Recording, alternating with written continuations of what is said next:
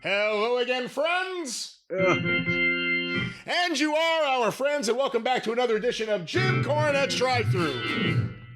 Right here on another fine professional day, we're going to have a professional show. No laughter, just a serious look at professional wrestling. I'm your host, the great Brian Last, and here he is, a man who has been seriously looking at professional wrestling for a very long time, Mr. Jim Cornette. And I'm serious about it, too, and I'll tell you one thing right now. There'll be no laughter. There'll be no merriment, no frivolity. Everybody, it's winter is coming. You got to take the heaters out of your cars. We want no joking around, no kidding around. This is going to be a professional environment. Who are the professionals that are coming in to do this thing now? How long do we have to be here before they show up? Are they late? Let me get your professional opinion. What do you prefer, the usual one? That sound, or what I just did here? Well, honestly, that has a little bit more of an evangelical vibe, Brian Last, and I'll tell you this, that if I was going to stand up at the pulpit and I was going to preach to the assembled throng, I would want an organ of that kind behind me as I ask the people to lay their hands on their mobile devices and give us 10% of your income. All right, let me turn off this one, because this one will make noise throughout the whole show. Yeah, it's already making some noise. Hey. Well, yeah, it's your professional the professionalism continues here. Would you like my professional opinion of your professional program? Maybe after the time limit runs out, but right now we have a lot of show to do and a lot of things to talk about. You're saying there's still a chance that this could turn out good. Yes, there's still a chance. We haven't gone so far deep into it that there's no turning back or upward. That's right. And we're only a few minutes in, so upward is the only way we could really go at this point. Well, speaking of upward, when things go up in the air, generally what goes up must come down, right? That's the way that the ball bounces. Yeah, gravity. Well, I'll tell you what, did you hear the big news in Louisville, Kentucky this week? Did you hear about this, read about this? I did, and unfortunately, when any of these things happen, I always wonder, was Jim near it, or was Jim involved in it? Or, No, I have no culpability whatsoever, nor any nearness to this thing. It was a ways down the road from me. It's in the same town. But a food coloring factory exploded. And let me say that actually, if you heard the news headline, explosion at the food coloring factory, that underplays it. This fucking the food coloring factory blew the fuck up. Just boom up and then down all over the neighborhood. Pieces of food coloring factory.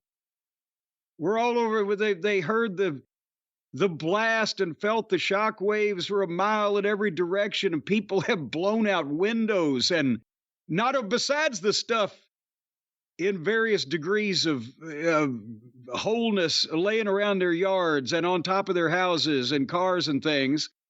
They blew their windows out. This woman, her light fixtures came off the ceilings. It popped screws out of the drywall. I mean, what a food color? I didn't even know it was there, because honestly, I've lived here much of my life, but I've never been in the market for bulk food coloring, so I never had to go straight to the factory. The Great Muta is fucked. Well, yeah. Coincidentally, apparently, the food coloring industry is based all out of Switzerland. They got the chocolate and the food coloring because it's a plant. It's been here for some time in Louisville, Kentucky, but the corporate office was slow to comment on this matter of their fucking plant blowing up. 2 people got killed, 11 sent to the hospital. But their parent company's in Switzerland. Why would you be a food coloring company in Switzerland and say, I'm going to make this shit in Louisville, Kentucky? Is it that way, or is it the other way around? It's an American company that does the majority of their business in Switzerland. No, this is not an American company, because the name of it, no newscaster in this market has pronounced it the same way twice. Givanin? I don't know what the fuck. I don't know what they're speaking over there. But nevertheless, so this blew up, did all kinds of damage and, chaos going on. It said fatalities. And apparently, one of the well, current employees, actually ex-employees, there's no place to go to work.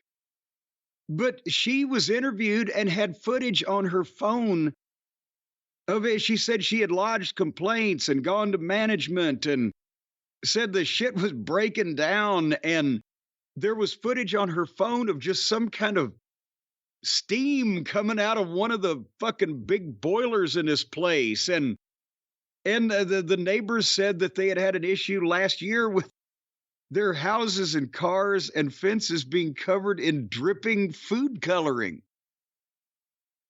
It is like nobody did anything. And it is the whole fucking thing. What are they using in the food coloring that can blow a goddamn factory all over the neighborhood?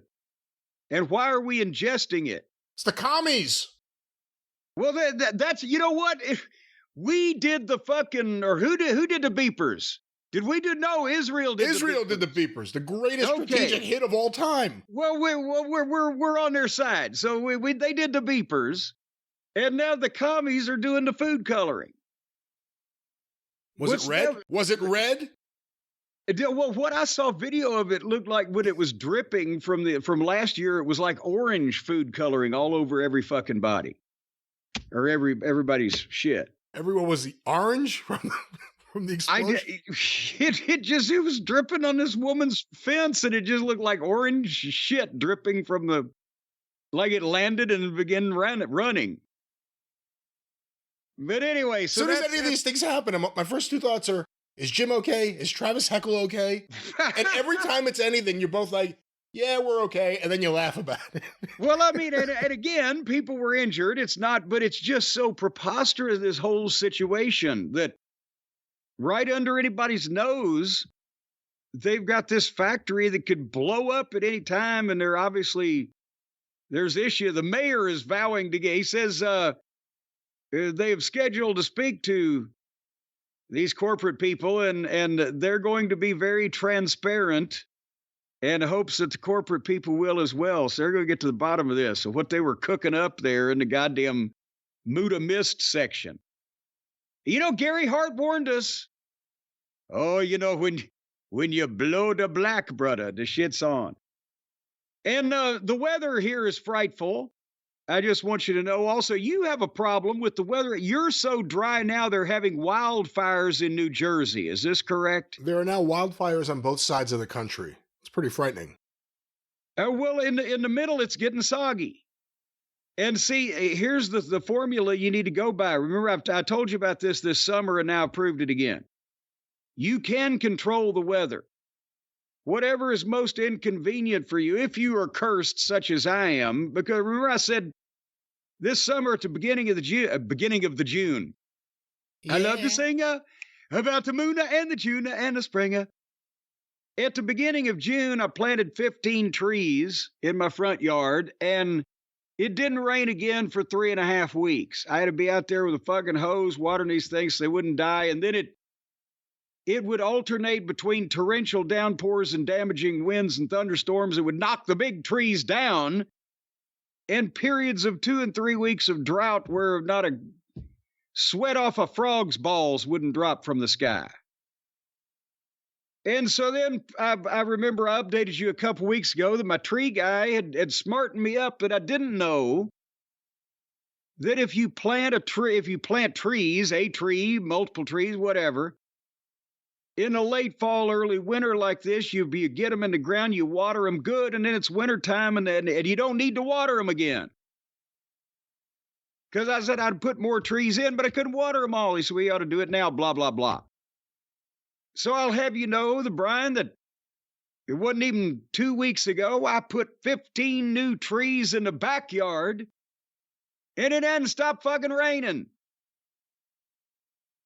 It rained 2 inches yesterday to go along with the 1.5 inches the day before, or was it the other way around? But nevertheless, it's just fucking raining all over the place. When the trees don't need the rain comes. That sounds like a Creedence Clearwater Revival song. All right. Well, that's the weather. Until Saul Zanz takes the show away from us, I guess we will continue on. Yeah, I'm sorry. Trademark Saul Zanz. Did you see the good guys won one? I don't know who you're talking about or what they won. The good guys won one. The Onion bought the Infowars website at bankruptcy court with contributions or help from or partnership from or whatever the Sandy Hook families. And they are putting a gun safety site on Infowars as Alex Jones is blubbering and bankrupt. And they own all the old content, right? They own everything. It's not just the website, I'm saying. It's the content that he created over 20, 30 years, whatever. Well, much of that stuff should have never seen the light of day the first time around, but they can feel free to use it in debunking him and making mockery of him and whatever the fuck, I suppose. But also just the irony, and not even in an Alanis Morissette way, but in a American Heritage Dictionary way, the irony of even remotely removed from normal people's politics or whatever, you got to be a special championship level flaming asshole to lie about children that got murdered just because some wacky portion of your audience doesn't want to believe it happened. And they took him to court, and if he gets a job mowing lawns from that, he owes them like $1 billion because reasonable jurors in a court said, this fucking slimeball. And he'll be paying them for the rest of his life. And there was an article the other day on, well, I clicked on it because it was on Twitter, so I can't remember what the origination was, but it was a valid place. It didn't just have a tagline that said news. The rise of this AM talk radio horseshit led directly to the rise of the belief in all these things that these people believe in. Whether it be space aliens or whatever. See, one of the things that, because I know people that were listening to Alex Jones, like, geez, at this point, maybe 15 years ago. And I watched it a few times and listened to him a few times because the way they saw it at first was, this guy's so entertaining. You got to watch him just screaming about all this stuff. And then slowly they started to not realize what I realized, which was he's a worker. He's working. Like, he understands who his audience is. And now everything is a work. And he has to further these things because this is how he makes his money. The sponsor, or at least the first one that I remember on the show I heard, again, years ago, was for seeds. The world is coming to an end. You need seeds to plant in the ground and grow your own new nutrient. And the world is still here, and whoever has those seeds. Wait a minute, ladies and gentlemen. Unlike our oftentimes sponsor Seed, that promotes digestive health. Oh yeah, no, it was like a brand of seeds. I don't even know what. It was like plant this shit because you're going to need to grow your own garden, and like it wouldn't be radioactive anyway. Earth's real promise, or whatever the fuck it was. I don't know, but that was the whole gimmick, was preaching this apocalyptic view of things, and just without having any knowledge of really any deep knowledge beyond the knowledge that anyone who reads the newspaper or watches anything on the right or the left would have, just jumping on crazy shit and riding it because it was content. And this was his job. He was a worker, like a carnival barker, like a corrupt evangelist, like a professional wrestler. It was all work, and it got so far away. As one of those things in my former past, I'm sorry, but where do you cross the line between giving people entertainment for $5, which is kind of like shooting a movie and just telling them it's a documentary, and lying about murdered children? Right. See, that's where it completely crosses the line. And then he doubled down and tripled down, and he didn't get away from it. And, he started living the gimmick. And it got him in the end. And it's good that it did. It got him in the end. In the end, he's going to get it from both ends. A spit roast of Alex Jones is happening right now, and so that was a good thing. And the Onion is probably going to be the most accurate news site here in the next several months if everybody else gets cracked down on for telling the truth. Anyway, it's nice to see that somebody pays penalties for lying and bullshitting people about stuff that does damage. But you know what doesn't do any damage, Brian Last? No, I do not know what that is. It doesn't do any damage to purchase a nice Christmas present for the wrestling fan in your life, social circle, business environment, or neighborhood. If you see somebody walking down the street with a wrestling shirt on, get them some from JimCornette.com for Christmas. And you'll never get rid of them. And right now, I'll have you know that I mentioned this on the previous program, The Experience, but I will let the people in. We've been having these November sales, these weekly sales, where every week from Friday to Friday, another item goes on sale for a deep discount as part of Hotchkiss Featherbottom's revolutionary November to Remember concept, right? So I'm giving you a heads up that we've got a special super duper, not just a week, but 10-day sale for the final one, the Midnight Express action figure 4-pack collectible box set with book and certificate and autographed photo is going to be on sale at JimCornette.com, $40 off from Friday, November 22nd at noon all the way until Tuesday, December 3rd. So we hit Thanksgiving, Black Friday, Cyber Monday, and Titty Tuesday. I just threw that one in there because I thought that it might incite people to go to the website, but there are no titties right now at JimCornette.com. But hurry for Christmas also, folks, because we have caught up. I've signed everything that's been ordered through November 1st, which is like 2 weeks ago as we sit here. And over the coming 3 or 4 days, I'm going to have that knocked down to November 7th. So we're running a couple weeks behind. If you get this in on this big end of the month sale, then we're trying desperately to get everything out for you before Christmas. And that's all I got to say about that. JimCornette.com. All right, JimCornette.com. Well, Raw was this week, and I know what about Titty Tuesday? Were you wanting to get involved in that until I... Well, unfortunately, we have to go back to Morose Monday because you watched Raw this week, and because of that, we have to talk about Raw this week. But there were a few segments that went viral, one specifically reminiscent of the early days of AEW, and one just the continuation of this weird kidnapping Swerve, not Swerve Strickland, a classic Swerve, I guess. Swerve. WWE Raw this past week. They swerve when they write. Yeah, they swerve when they write the show. Just another manic Monday. It was depressing.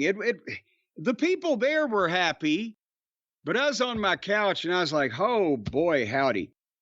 Raw on November 11th from Grand Rapids, Michigan. Just another Garden Spot of America hosting Monday Night Raw. And they're making money hand over fist. And I told you right before we went on the air, I said, we're not going to spend a lot of time on this because except for the stuff to make fun of, it's not like this wasn't like an unprofessional show. It looks great. Everybody's a star. The fans, again, is like they get cue sheets. They see minimal excitement and they're chanting. And what are they putting in the goddamn soft drinks? Do they have some type of additive? Possibly of Ico Pro that's left over from the warehouse. They're shooting it in the goddamn caramel and the Coca-Cola mixes in these buildings because these people are just going out of their minds watching some people speak to each other. Am I overstating this? Am I being hyperbolic? You're not, because if you haven't noticed, I've been somewhat dismissive the last several weeks of these Raw reviews because I don't like the show. It's not. I appreciate how successful they are, and I want to see the big things play out, but there's a whole lot of nothing I have to sit through on Raw, and even some of the talking segments ain't all that. It's like, if when you were a kid in the territory days, the reason you liked wrestling and you wanted to be a wrestler, you wanted to just watch this because these are like superheroes. These are like, badasses. And this is wild shit. And now it's like, if you want to be an archaeologist, that's more of the temperament where you're taking one of those boxes with the screen on the bottom and you're taking an hour to sift through some cow shit from 700 AD to find out if there's a turd in the punch bowl or whatever. That's the patience that you've got to display. But real briefly, before we get to I don't know what to call it, the opening promo with Gunther and Damian Priest. It's Gunther walks out and says, "I'm still the world heavyweight champion. And who's my next challenger? Damian Priest." And they play Priest. That's all he said. And they play Priest music. And he comes to the ring and says, "If you got to say something about me, say it to my face." So for the next 10 minutes or so, that's what they did. They fucking talked to each other and attempted in a somewhat half-hearted fashion to provoke each other. But I mean, remember when, on a wrestling show, Brian, an argument could escalate from 0 to 60 in about 45 seconds? It usually did. And then you'd want to see it play out as soon as you could, at the arenas.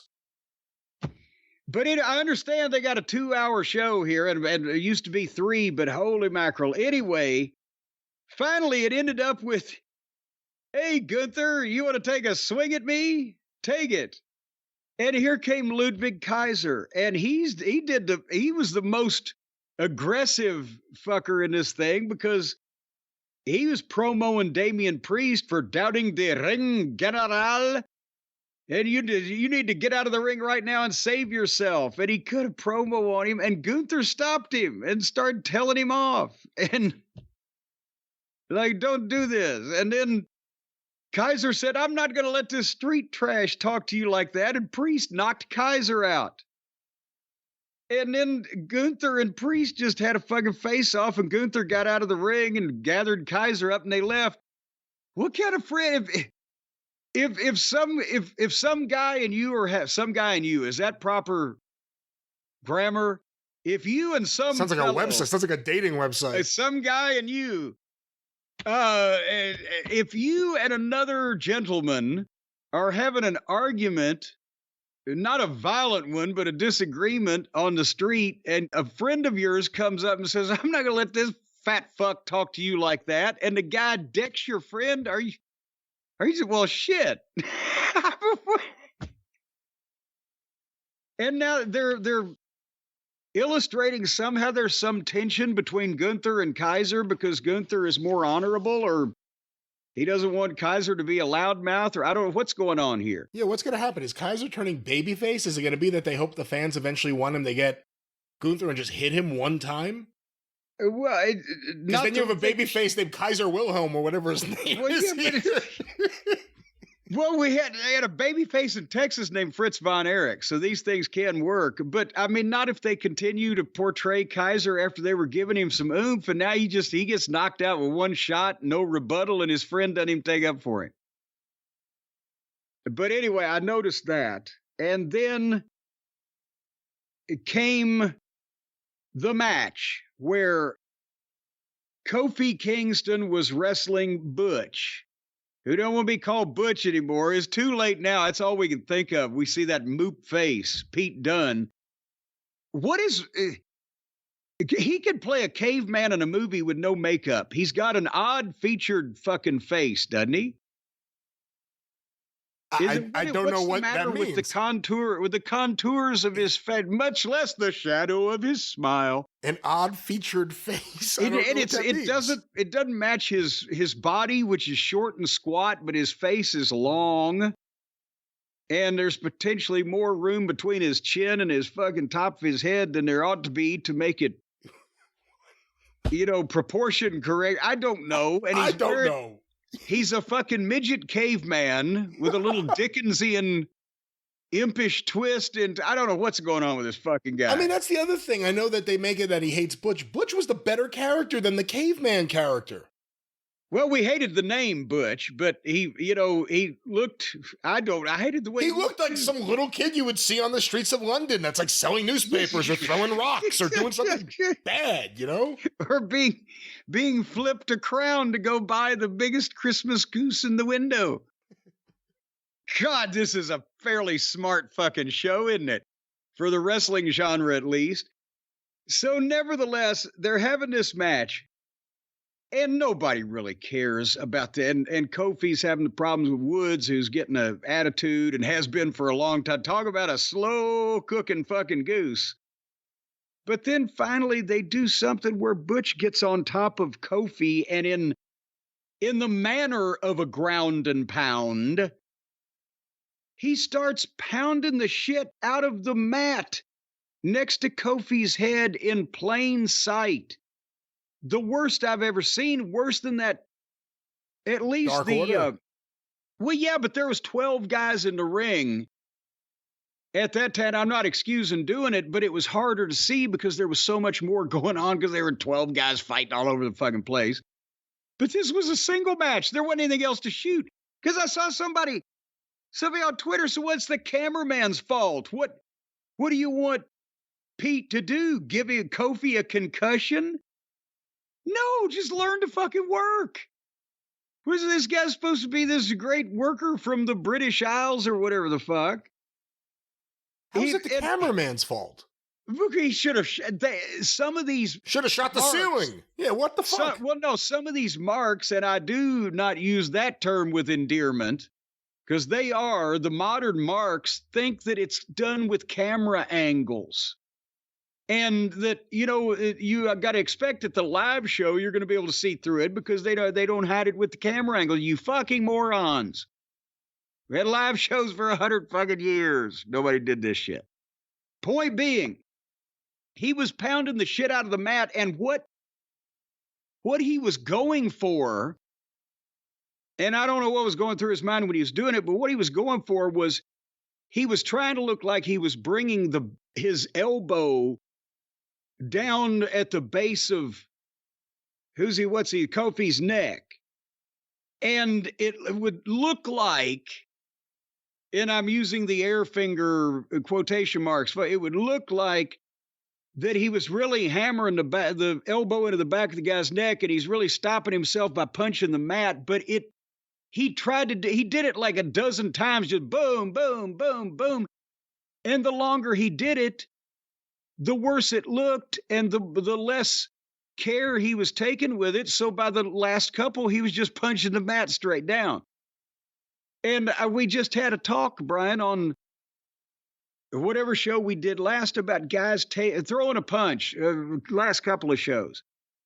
Instead of punching a guy 6 times in the face while you're backing him up to the ropes to shoot him off and he can run so you can do a big move, and you're talking to him while you're punching him and he's listening to you instead of selling him, that's just caca. And the same thing applies here. If you can do something like this and work it proper where it doesn't look see-through, then bless you. But instead of doing it a dozen times in a row, draw back, follow through, and land it, boom, and let the guy register, draw back, follow through, and land it, boom, let the guy register. Dick Murdoch was a master at that, where every part of him was involved in something. If he was going to punch you in the face, if he grabbed your hair with his left hand and bent your head back so your face was exposed, and meantime, he's with his right hand drawing back behind him and making a fist so the people can see it, and he's cocking his right leg behind him so that when he leans back, you can tell he's really winding up for this thing. And when he would throw it, boom, with one snap, right a millimeter in front of your fucking head. And if you sold it, boom, and you would rock and you would go down. Instead of this phony looking bullshit that's just people are just scoffing at or overlooking because you're nobody anyway. So why do they don't care? But which is the better option? Make people remember one thing you did or for positive because it looks so good, or make people remember the dozen things you did that were so fucking phony. But that was the viral part of the program. And it certainly gave me a little bit of the rockin' pneumonia and the boogie woogie flu. So he could do all the moves, you know. He can go in there and have a really good match with, who was it? Tyler Bate, I think, way back. We saw those matches. And he could do all the moves and keep up with all the modern guys. But when someone can't do something like that, is that bad training? Is that just not caring enough about something that should be an important part of a wrestler's repertoire, the punch? Well, not even a punch, but just your work to not be so see-through. It's not bad training because I'm pretty sure in wrestling school, they never covered a spot. Okay, get the guy down on his fucking belly, face down, and just start hammering him like you're hammering him with elbows to the base of his fucking spine over and over. They probably never got to that when in wrestling school. This was something that he had come up with in his mind. He's trying to be creative. Not saying he should be cast off into the sun on a rocket ship. But goddamn, it was embarrassing if you care about the business. But in his mind, he was thinking, it will look like that I'm doing this if I do this. And it didn't remotely. But you ought to be able to see or tell if you have that much experience, if you've been in the ring that long, you ought to be able to cut something like that. I mean, when you're being given a big bump and it looks like shit, and somebody's flinging you, sometimes when you're upside down in the air or whatever like that, you can't really tell how it looks. But if you're delivering blows to someone, you should be able to tell how it fucking looks, is what I'm saying. And somebody needs to maybe mention to him, and I bet you they did, take that one out unless, workshop it in practice or whatever, but take it out off of television. And see, that's another thing. Don't work for the cameras, work for the arena. Well, yeah, we'll work for both. See, that's the thing. If you're working for the arena, the cameras will pick it up. And you have to, but at the same time that the cameras are closer than most of the people in the arena. And see, that's the thing on house shows. Yeah, don't split the hair right down to the infinitive and take a chance on giving a guy a black eye because it needs to look so good, right? On the house shows, these guys are used to working in big buildings in front of a lot of people now, and you can't tell at some distance away. But on television, you need to tighten it up. It's not about the camera angles. That's what the previous production staff under Bucky Beaver was. Remember, the camera would cut with every move when it was supposedly landing. Either that or it would zoom in and out. Yes, because that was supposed to either make it look more frantic or you wouldn't be able to tell if they missed. And I know some guys, when they started doing that in the early days, that were insulted if they did it in their matches. Like, motherfucker, like, my shit don't look good. You got to cut the camera, let the people see what I'm fucking doing. There was some resentment in some quarters. But no, the cameramen are not going to cover shit that whiffs and misses with their camera angles because this is a live action, one take, theater and around production, and they can't. They plan their camera angles for the entrances and the looks over the shoulders and the guy comes up behind the other guy, that type of thing. But not every goddamn step of the fucking match. It would be impossible. So nevertheless, would you like to go now to where apparently you're right, Brian Last? You are correct, sir. You have called something that is unfolding in front of our eyes, and it's being denied. That's why we know it's going to happen. You know what I'm talking about? Something to do with the panties? No, we're not talking about that on the air. Oh. Bronson Reed and Seth Franklin Rollins being added to the War Games, number 5 and number 5. You called this before we saw this program the other day, didn't you? Or did you? I said something, but I don't want to take credit for it. Well, I don't know. I can't keep track of the times. All these days are but a blur. ticking away the moments that make up a dull day, frittering and wasting the hours in an offhand way. But at 9 o'clock, Panties. the witching hour, what do you... Bronson Reed came out to the ring and did a promo about Seth. And if you want your revenge, I'm here in the ring right now. I mean, my God, again, it's the same pattern. It's the same thing. And once an hour, somebody comes out to the ring, mentions somebody's name or calls them out. They instantly appear, and here we go. And the buildings are packed, and these people are making a fortune. They're printing money. Printing and minting. And here comes Seth, and he hits the ring, and they have a fight, and they're going to do the desk thing. But Seth dives on Reed before Reed can splash on Seth, and security comes out for a big pull apart, and Bronson Reed does a dive through the ropes that Seth dodges, and he takes out security like a bowling ball through bowling pins. And here comes Pierce, and we go to the break. And we come back from the break, and Rollins, I want Bronson Reed. And Adam Pearce is, fine, I'm sick of you people. Next week, you can have Bronson Reed. And he walks off. And then Sammy comes in. And he makes the pitch. He's a very reasonable fellow, is Sami Zayn. Very calm and level-headed, and tries to appeal to your better angels. And he tells Seth why that he should be the fifth guy on their War Games team because of the family bond between Seth and Roman. Nobody else can do this. You're our fifth guy. And Seth says, you're out of your fucking mind.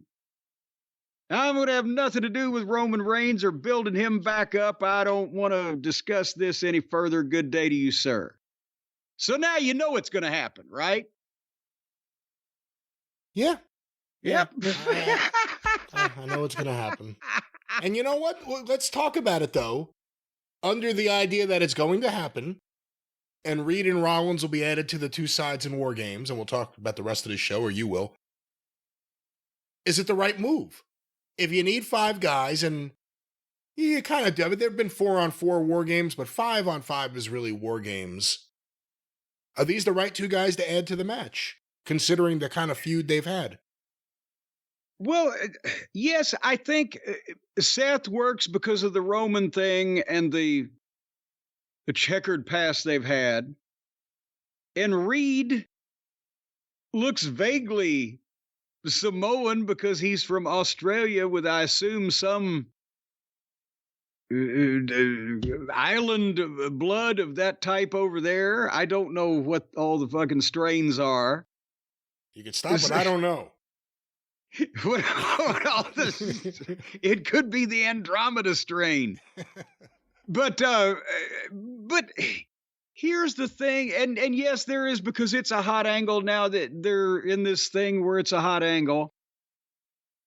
But I wouldn't have been bothered by 4-on-4 because this is the four people, right? It's like you're not even evening up a dinner party by inviting the girl for the odd guy or vice versa. You're making it an odd number.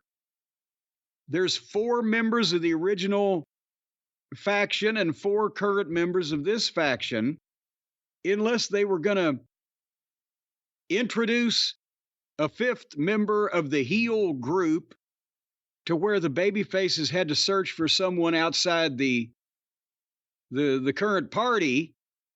Then I think they could have gone 4-on-4 and just kept it more focused and done something with Seth and Reed more individually.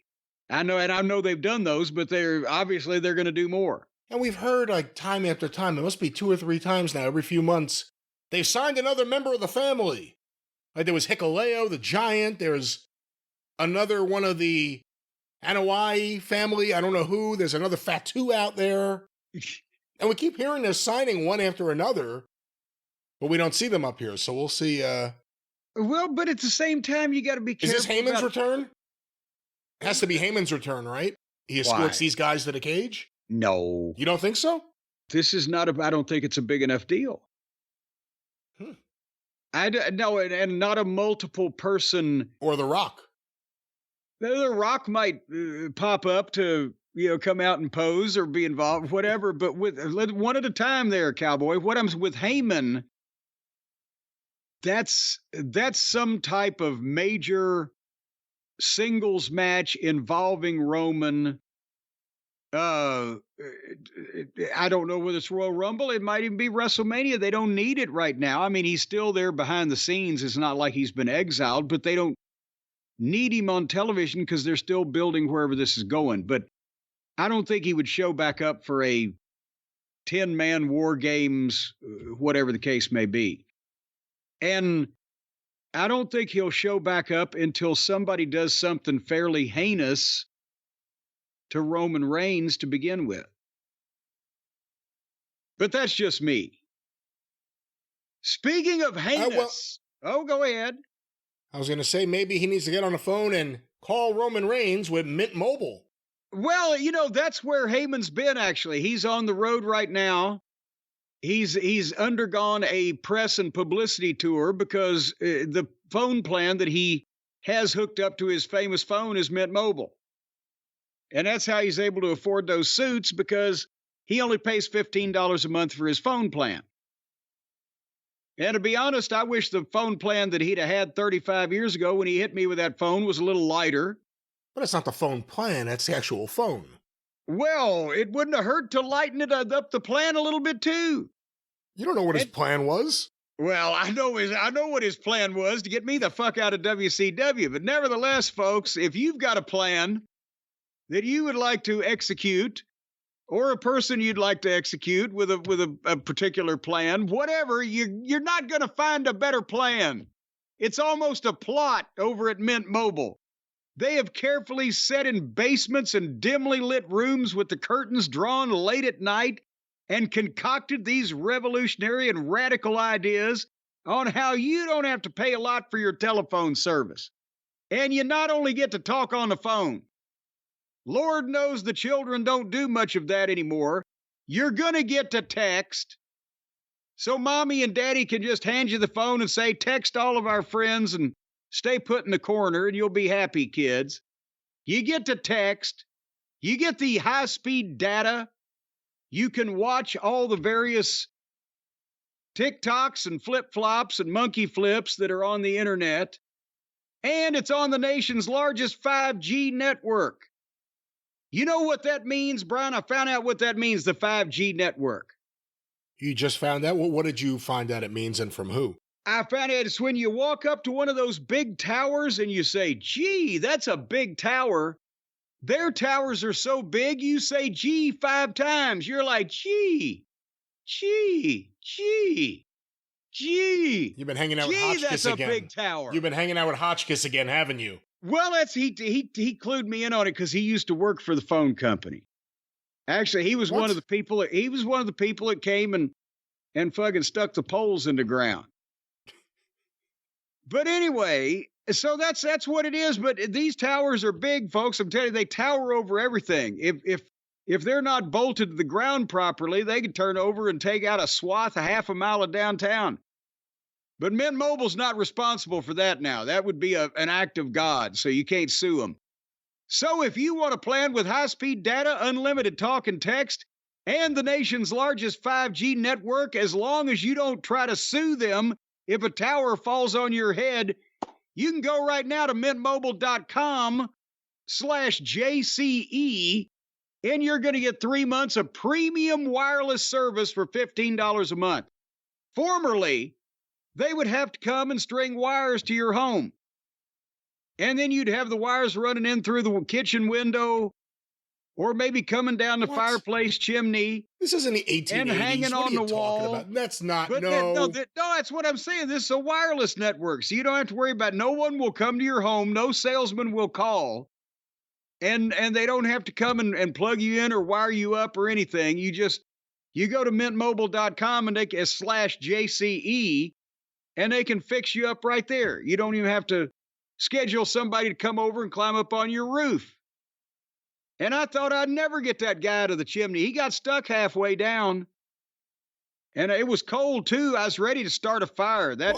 Again, let's. I don't know where you're going right now, you sicko. But let's get back to Mint Mobile. After he'd been there for 3 or 4 days, he lost enough weight that we were able to pull him down with that rope that he had tied around his ankle. Anyway, once again, folks, to get the new customer offer and your new 3-month premium wireless plan, it was right around his ankle, right down there, and his foot almost came off. For just $15 a month, go to mintmobile.com/JCE. That's mintmobile.com/JCE. $45 for 3 months. I'm telling you, you can't beat it. It's like a sore Peter or a busted drum. You just can't beat it. $45 upfront payment required, which is equivalent to $15 a month. New customers on the first 3-month plan only. Speed slower above 40 GB on the unlimited plan, but you'll never notice. Additional taxes, fees, and restrictions may and possibly will apply. See Mint Mobile for all the details. All right, Mint Mobile, friends of ours. They can be friends of yours.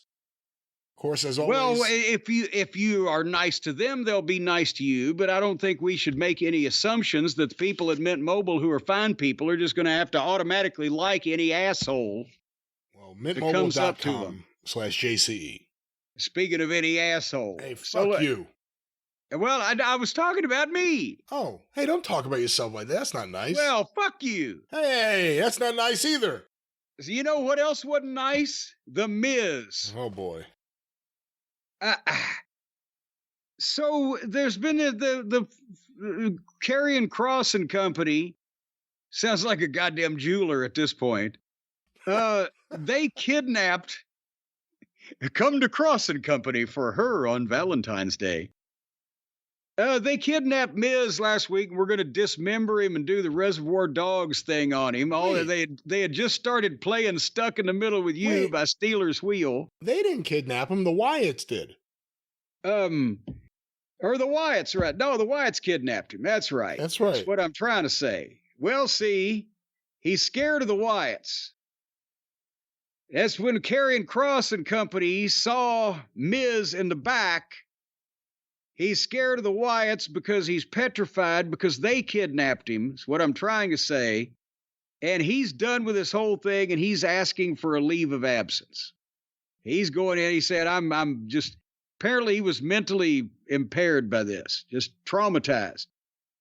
And he won't. Makes 2 of us. Yeah, all the viewers, makes a couple million of us. And he wouldn't tell Kross what happened with the Wyatts and why they let him go. And he tells Kross, you just need to move on. So because of that, they have the 2 fat guys grab the Miz, and they're going to take him out into the arena with the following handheld camera shot where they just drag him straight out through the entranceway and into the arena into the ring. And somehow, and Miz is begging, no, please, no, please, no.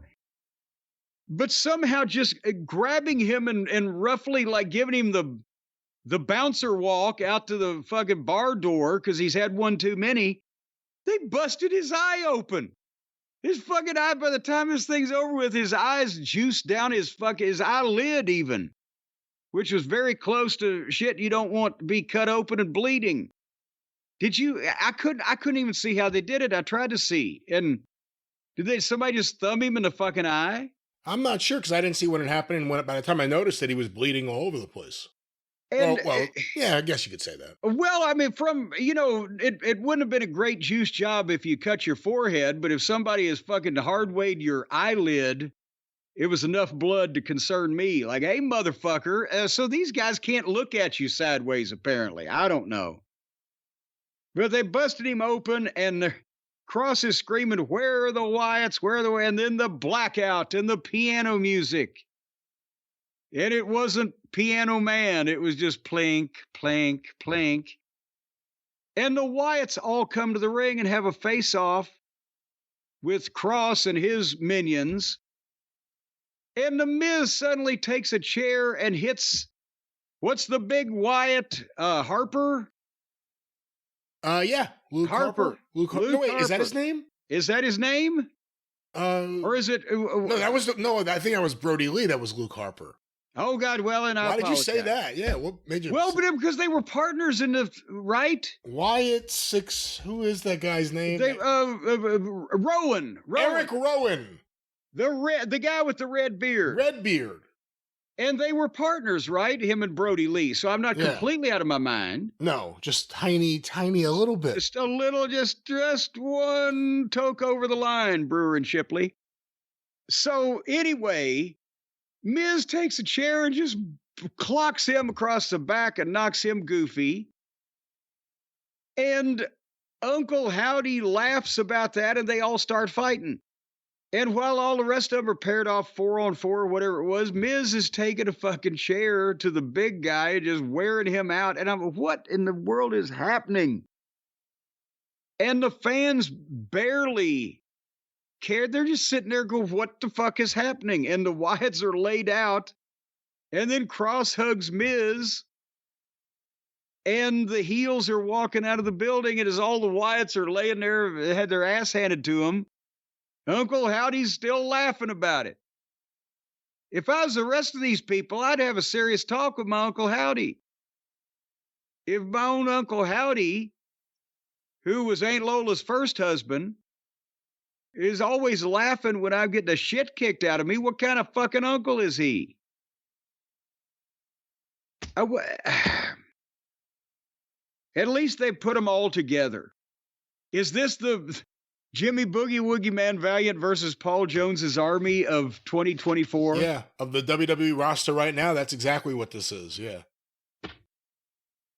And otherwise, but we're at that point. But we're at that point where the mighty Wilbur has joined the picture. You know what I mean? Like it's past its due date. This whole thing.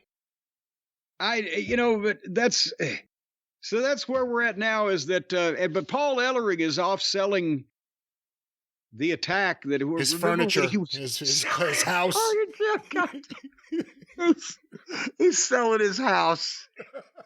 He's having a getting out of the business sale. But he's selling the one move that he was given like a month and a half ago. Or whatever. I don't know. Otherwise than that, Seth Franklin reiterated that he is never going to fucking team up with Roman Reigns, but he's also blown Solo off because Solo made the pitch, join our team and you can get hold of Roman. And Seth said, next time I'm in the ring with Roman, I'm going to stomp him, but I will never team with you. I want to be Roman Reigns. And he walked, so you just know Solo's going to have to do something about that. And then otherwise than that, it was also did the women's tag team title match that they promoted through the whole show, Jade and Bianca versus Liv and Rochelle. The bell rang with 10 minutes left on the air, and they went to a commercial break in that time. So they didn't have time to get from Milan to Minsk. And, oh my God, here came Tiffy and the refrigerator, and Tiffy drew the referee, and the refrigerator gave a shitty Samoan drop on the apron. That was one of those things was more devastating in concept. And then Rochelle did the elbow drop, and Bianca saved, and Naomi tackled Tiffy, and Liv stopped Naomi, and Jade stopped Liv. And Bianca hit her finish on Liv 1, 2, 3. And then the refrigerator beat up all three of the baby faces.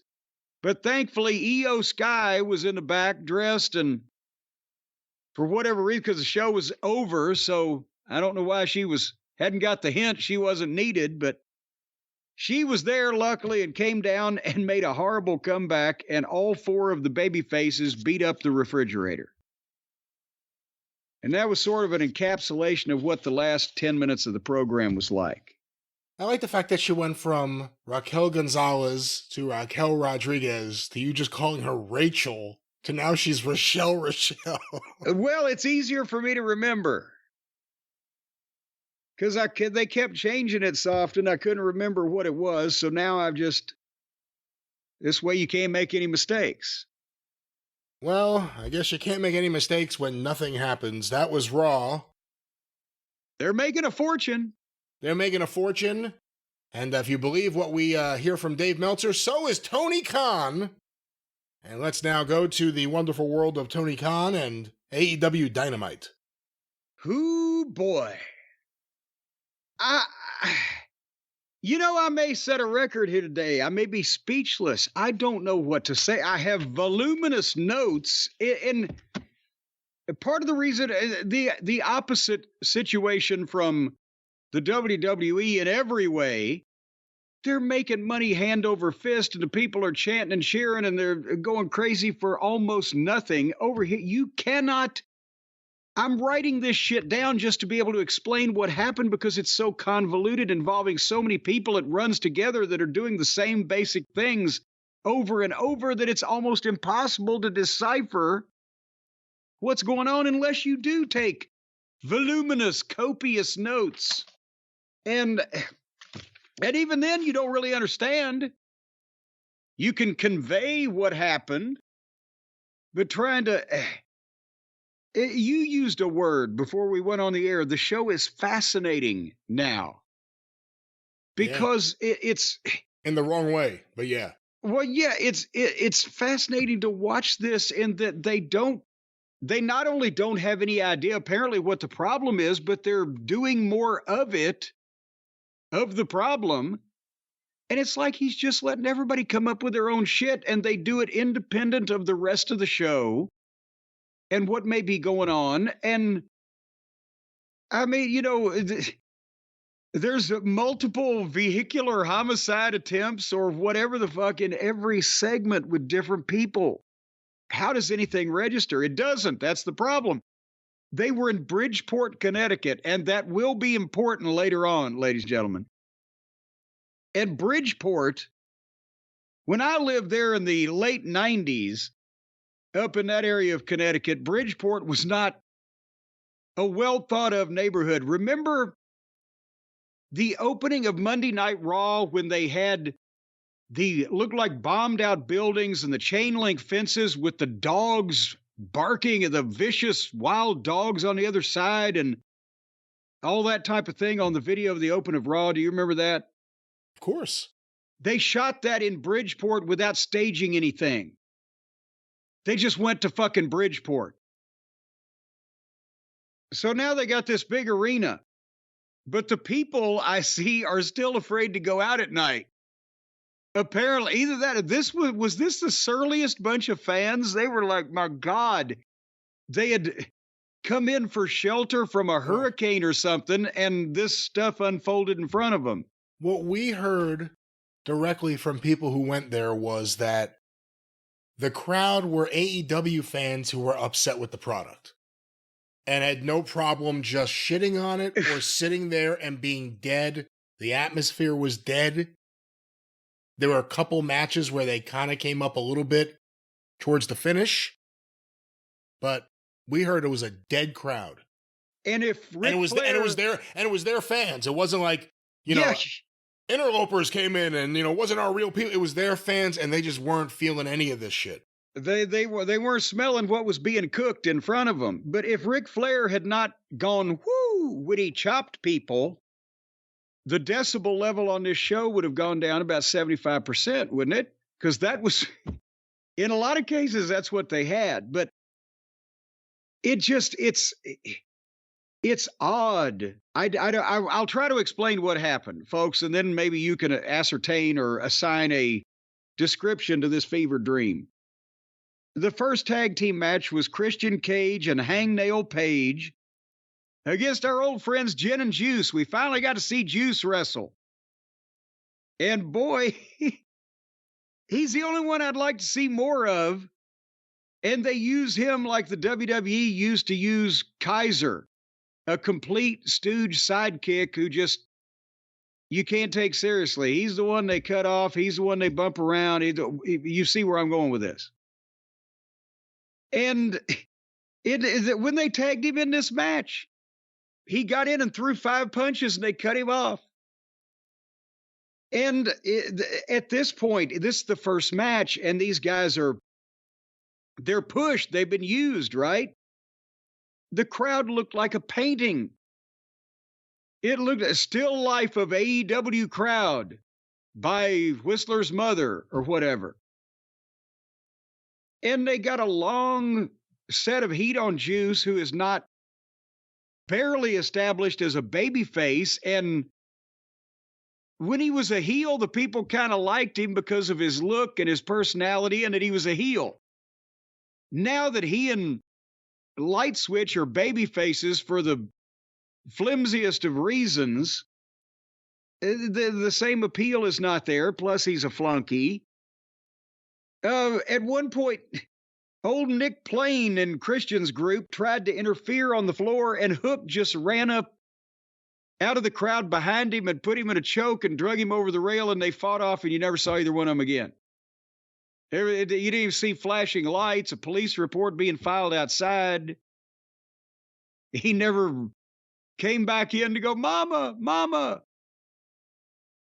I saw somebody on Twitter posted the clip of that video and said, "Would whoever dropped their children off at the arena please come pick them up? They're disrupting the wrestling show." And when they fought off, by the way, Brian, did you notice they went, here is Hook is wailing at Hook, who came in a hoodie, right? And he's in street clothes. Nobody would have known who he was had the announcers not identified him. And he's wailing the shit out of Nick, and they're running through the entranceway, and the building security, some old women are just laughing and standing still and kind of smirking. Or one of them turned their back like, "Oh, don't hit me accidentally as you go by." They're not even trying to move out of the 50-year-old fucking women not trying to move out of the way. Hey, real quick, I'll bring it up here because I've noticed it a lot lately. Maybe, actually, I don't even think it has anything to do with the dead crowds. I think it's just the way they're doing it. That one security guard, the big guy with the bald head. Yes. You see him in everything. He's running with the heels. He needs to lay back a little bit, I think. Well, no, because here's the thing. Here I go again. These indie-minded guys that the only experience they've had in their careers in the crowds has been in the rec centers and the indie shows where it's such a big boost to everything if we fight all over the building. Now that they're working for a fucking billionaire and they're on national television, I am sure that the insurance, it would, you know what, now that I think about it, it'd be a tickle to know if Tony Khan's insurance company knows what kind of shit they do out in their crowds. But to potentially, hopefully eliminate the liability of is somebody getting involved, or more likely at this point, since they have no heat and everybody's laughing at them accidentally backhanding somebody and knocking Granny's dentures out. They've got to have that guy. But here's another idea. Don't do all this shit every fucking show, every segment. There was one match they never got in the ring. We're going to get to it in a second. But so they're gone. We'll be back in the arena more here coming up. But Juice tagged White, and he made a comeback on Page by trading forearms and chops. And Jay White punched Adam Page 6 times in the head and went to shoot him off, and Adam Page reversed it. What were we just talking about here a little while ago? But the point is, the heel didn't take one bump for the babyface's comeback, and finally Jay White got a leg drag and took him down that way. Adam Page is fucking rotten. He was a better babyface than he is a heel, because at least he had a heel to somewhat call a fucking match. But either that or he just says, "Fuck Jay White. This guy's a jobber." He gets the tag. He comes in. They trade evenly.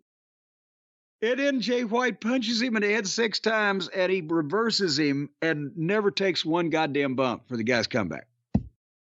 So then finally, after all the momentum was lost, old Jay White got a couple of DDTs and tagged Juice in.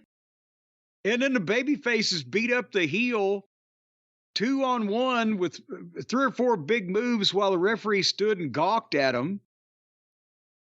And then Jay White gave a brainbuster to Page and Juice covered him. And the referee dropped down to, instead of telling, Jay left on his own. Instead of the referee said, Jay, you got to get out of here. He just dropped down and count. And it was a 2 count. So now you have 2 baby faces beating up 1 heel in front of the fucking referee, and they still can't beat him. And then Page beat up both of the baby faces by himself. And then they got to the spot where Page and Juice tried to both get on the top rope so they could do the flying wingy dingy. And as it's impossible for both guys to get all their feet on the top rope and hold on to anything but each other, which looks so phony to begin with, right? It's just, they're trying to teeter-totter up there with this guy that's trying to do them damage. Oh, here, let me balance up here and help you so you can fling me off this thing on my head. I wouldn't want you to drop me before you kill me. And Juice slips off, but not all the way, just his feet slipped. So he climbed back up into Page's arms so Page could give him the fucking SOS sack of shit slam off the top rope. 2 count. And then they did a back and forth with all 4 of them while the referee, whoever he may be, stood there and stared some more. And then Juice had Cage beat, but Nick's mom drew the referee so that Pip Sabian could hit Juice in the head with the contract case apparatus. And he fell into Page's dead eye 1, 2, 3. So a bad finish with sloppy execution, and they beat the only guy that we really are interested in. What are your thoughts in this fiasco? You know, I think there's the problem with AEW. Here you have 2 of the, I guess you could say, the top heels in the company, Adam Page and Christian Cage. Not all the wrestlers' names rhyme, folks. But you have Adam Page and Christian Cage. Then you have Jay White, who's been pushed to that level, and it really hasn't worked. And Juice Robinson, who, it's that thing where we could say how much we like him over and over again. After a while, they keep booking him like this and beating him. He's the job guy on the team. You know, after a while, you don't want to see him anymore if that's the way they're going to book him. Well, book him, Dano. They're booking him out of the reasons people like him. Yes, exactly. We can't have anybody actually appealing to the audience. Let's fucking confuse that issue. But Brian, that was just a prelude to the more insanity that's gonna come a lot. We have come now to the time in our program where Tony Khan needs to hire a construction company. Because the people he's got doing his handy, I can loan him the Monroes. I'm kind of laying them off early this year because of the impending downturn in the United States and eventually the global economy. So I'm cutting elective spending. I could give Tony the Monroes if he can't find competent construction professionals. Did you see the fake wall? I did, but for AEW standards, this was a good fake wall. We've seen really, really bad ones. I think this was maybe the best of the 2, 3, 4. How many times has it happened? But I see every time they keep trying to follow my suggestions on how to make it not look so fucking phony. But they're I'm going to have to give them some more because once again, they've dropped the ball here. And, well, first off, by the way, let the people know, Renee Moxley Good was in the back with Mercedes Moan and Camille. And now Camille's Christmas goose has been cooked before Thanksgiving. She is dead in the water, as the boys used to say, because they've completely fucked it up now.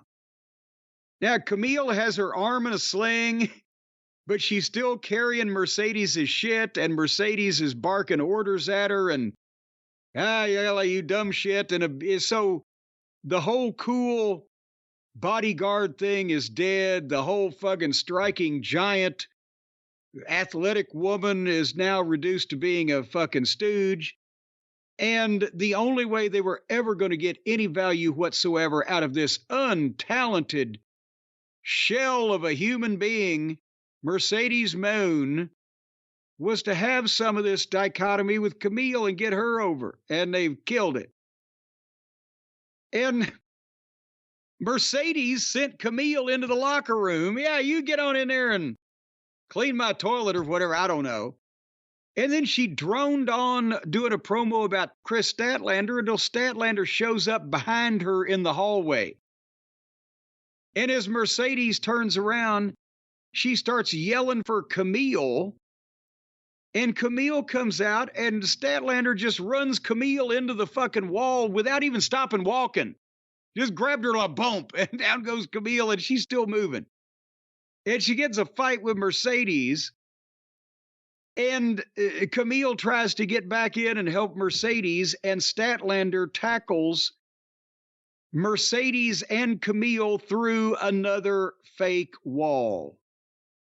And they tried this time, they shot it tighter, so you couldn't see off the edges, and there was nobody jumping out of the fake room behind it this time, like there was last time.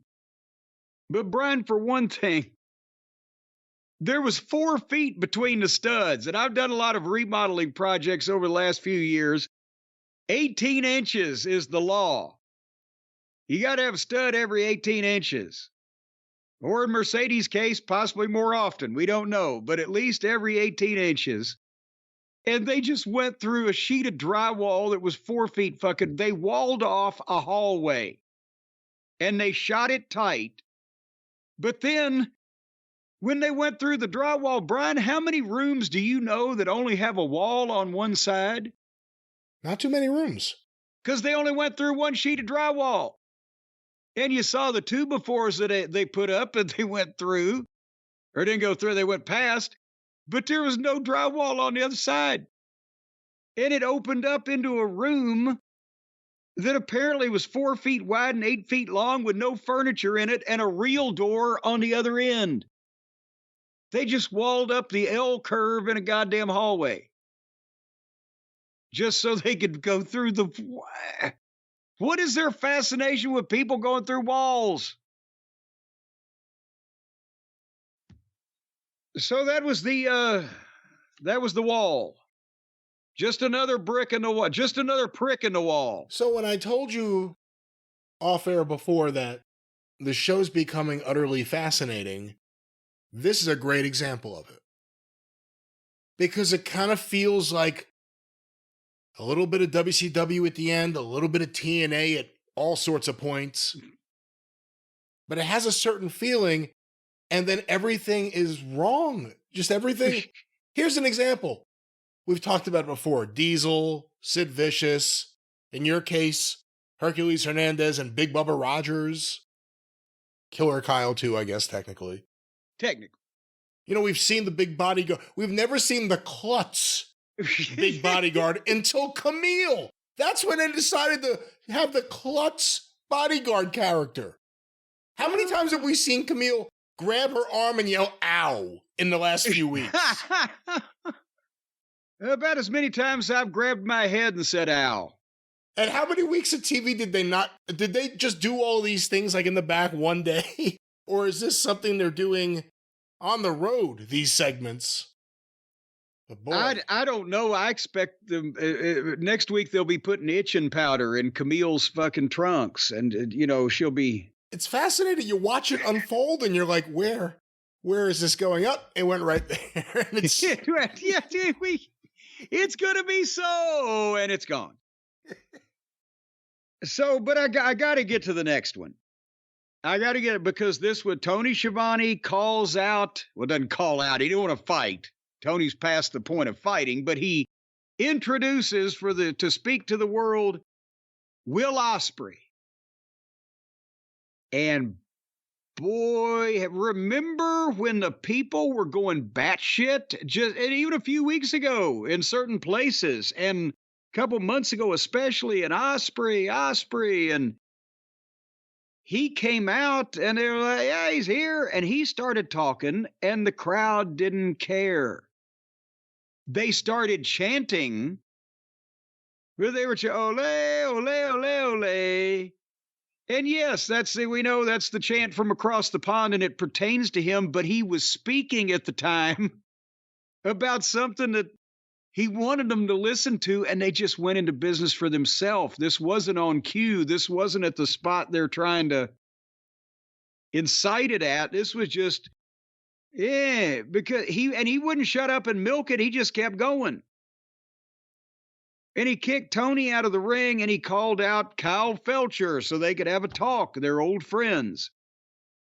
And they play the music, and now out comes Kyle, and now he's dressed all in black, and he's got more tattoos on his arm. Remember, his last new look lasted like 6 weeks with the boy band blonde hair and all the colors.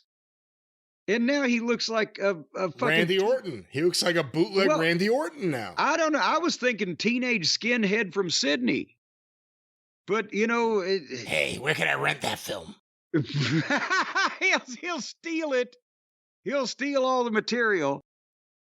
And Kyle talked his way down the aisle.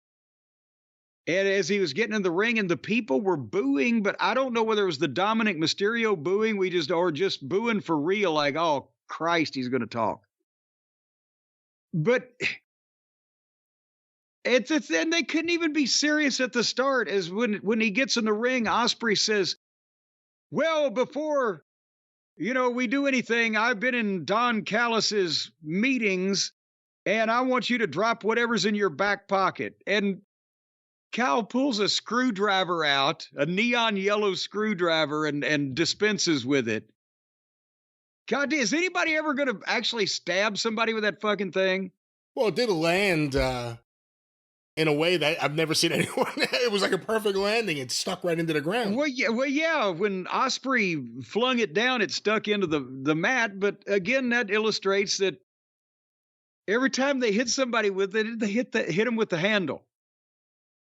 Anyhow, they had a good long talk, did Kyle and Osprey, about how they lived together and were great friends and partners, and Osprey helped Kyle come there, and everything was great. But now, with what's going on here, Kyle, you know where I live, you know where I work out, you've been to my son's school, and it scares the crap out of me and my wife. He's trying to make this fucking teenage twink sound like Max Cady. And what the I'm scared, bruv. I'm scared. You know where the school is. How is it escalated to that point that he thinks this guy is going to kidnap his child? Hey, who's that new handyman at the school? The guy with the screwdriver. Oh, no. Oh, it's a Phillips head.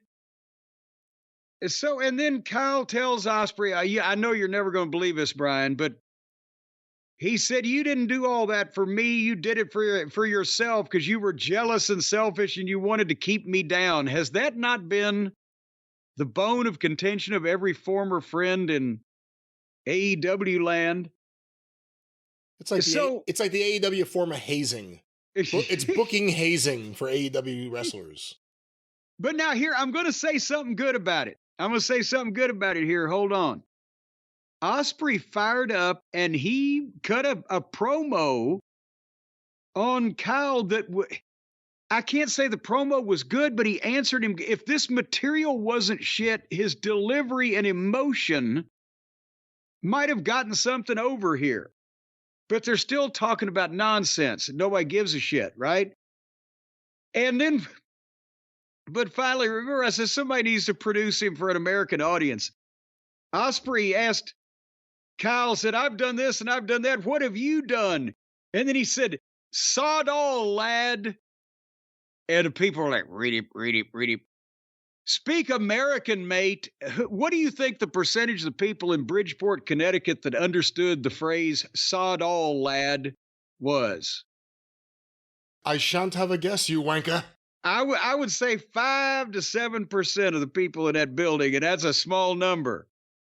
And by the way, if you want to look up how many people they had in this goddamn airplane hangar, because boy, it was a surly bunch. But So now that they're doing sod all, lad, you haven't done nothing.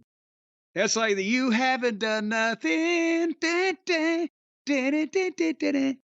So Kyle says, I'm going to surpass your every accomplishment, and I want to prove it at Full Gear. They're challenging for the match of the shows in 10 days from the fucking date of the television program.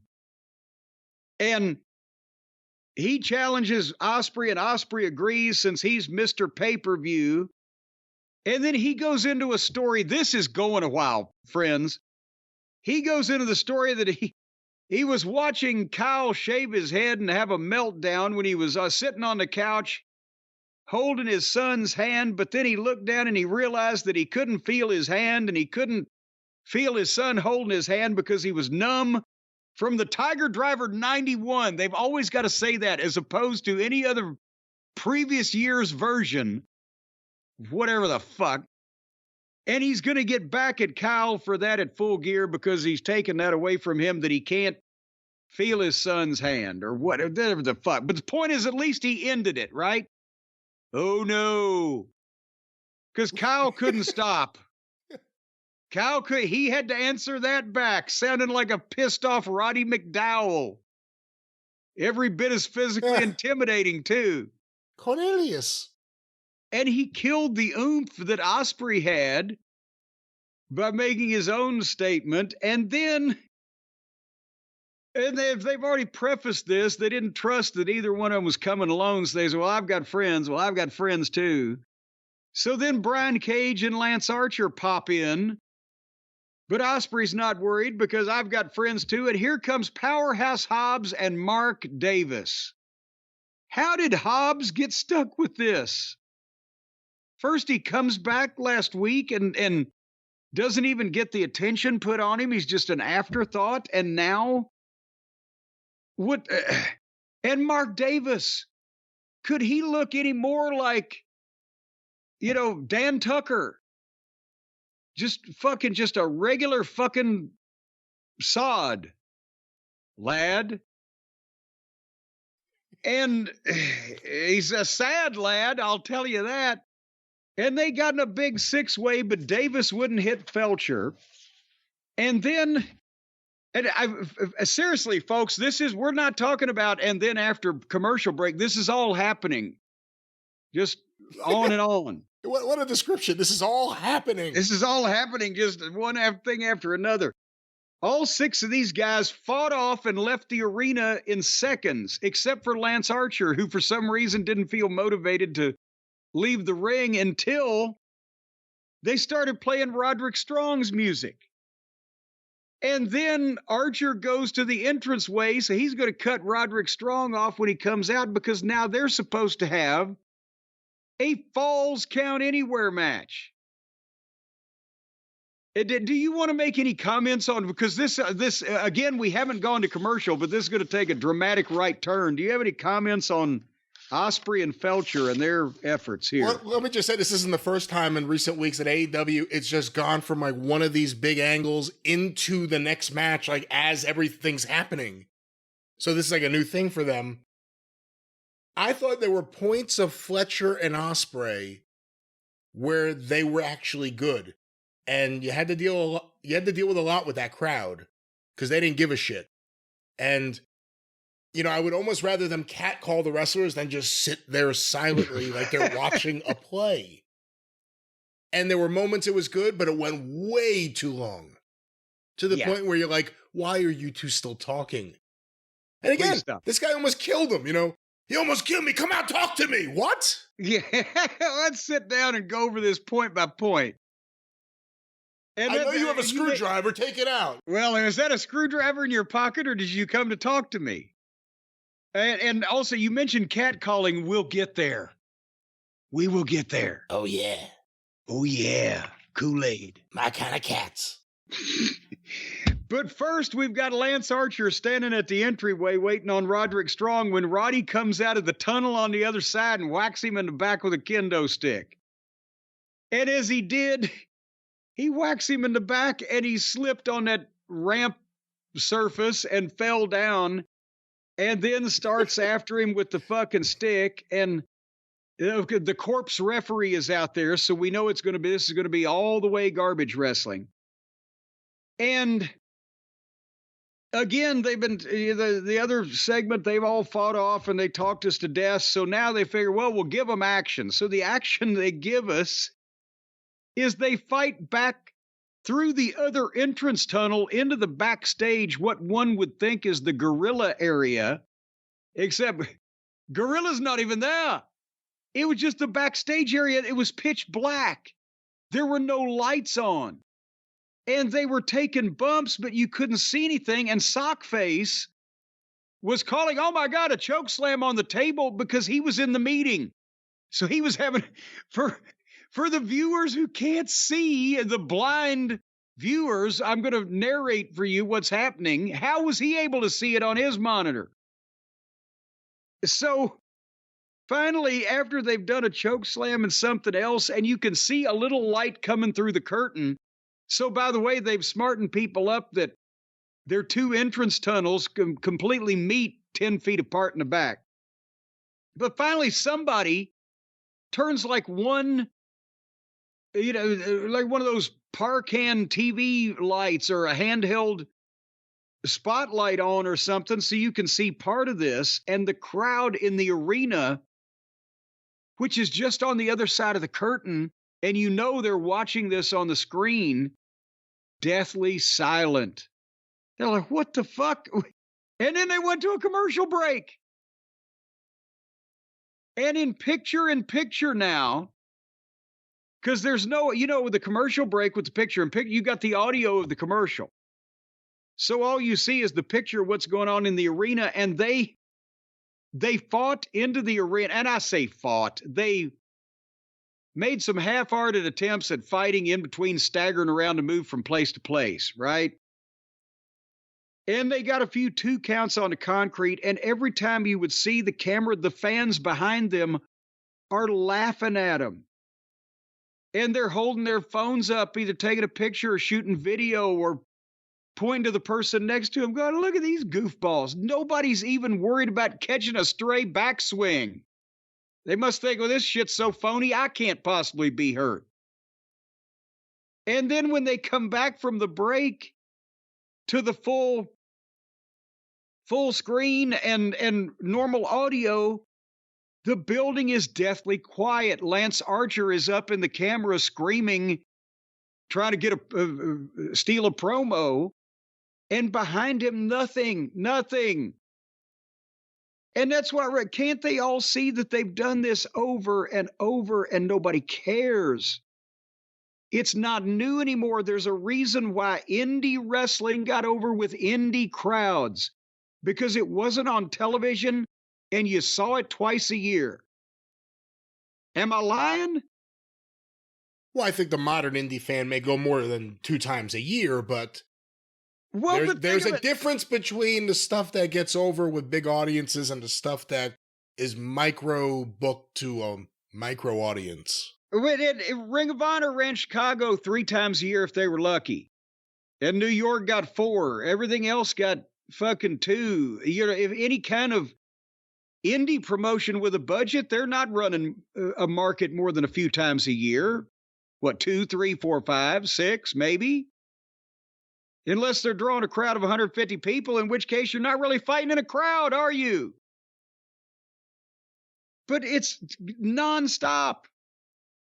So then suddenly in the middle of this... It's nonstop with people that aren't in a position where you want to see them. Like Randy Orton and Kevin Owens, to use a modern example, like as of this moment.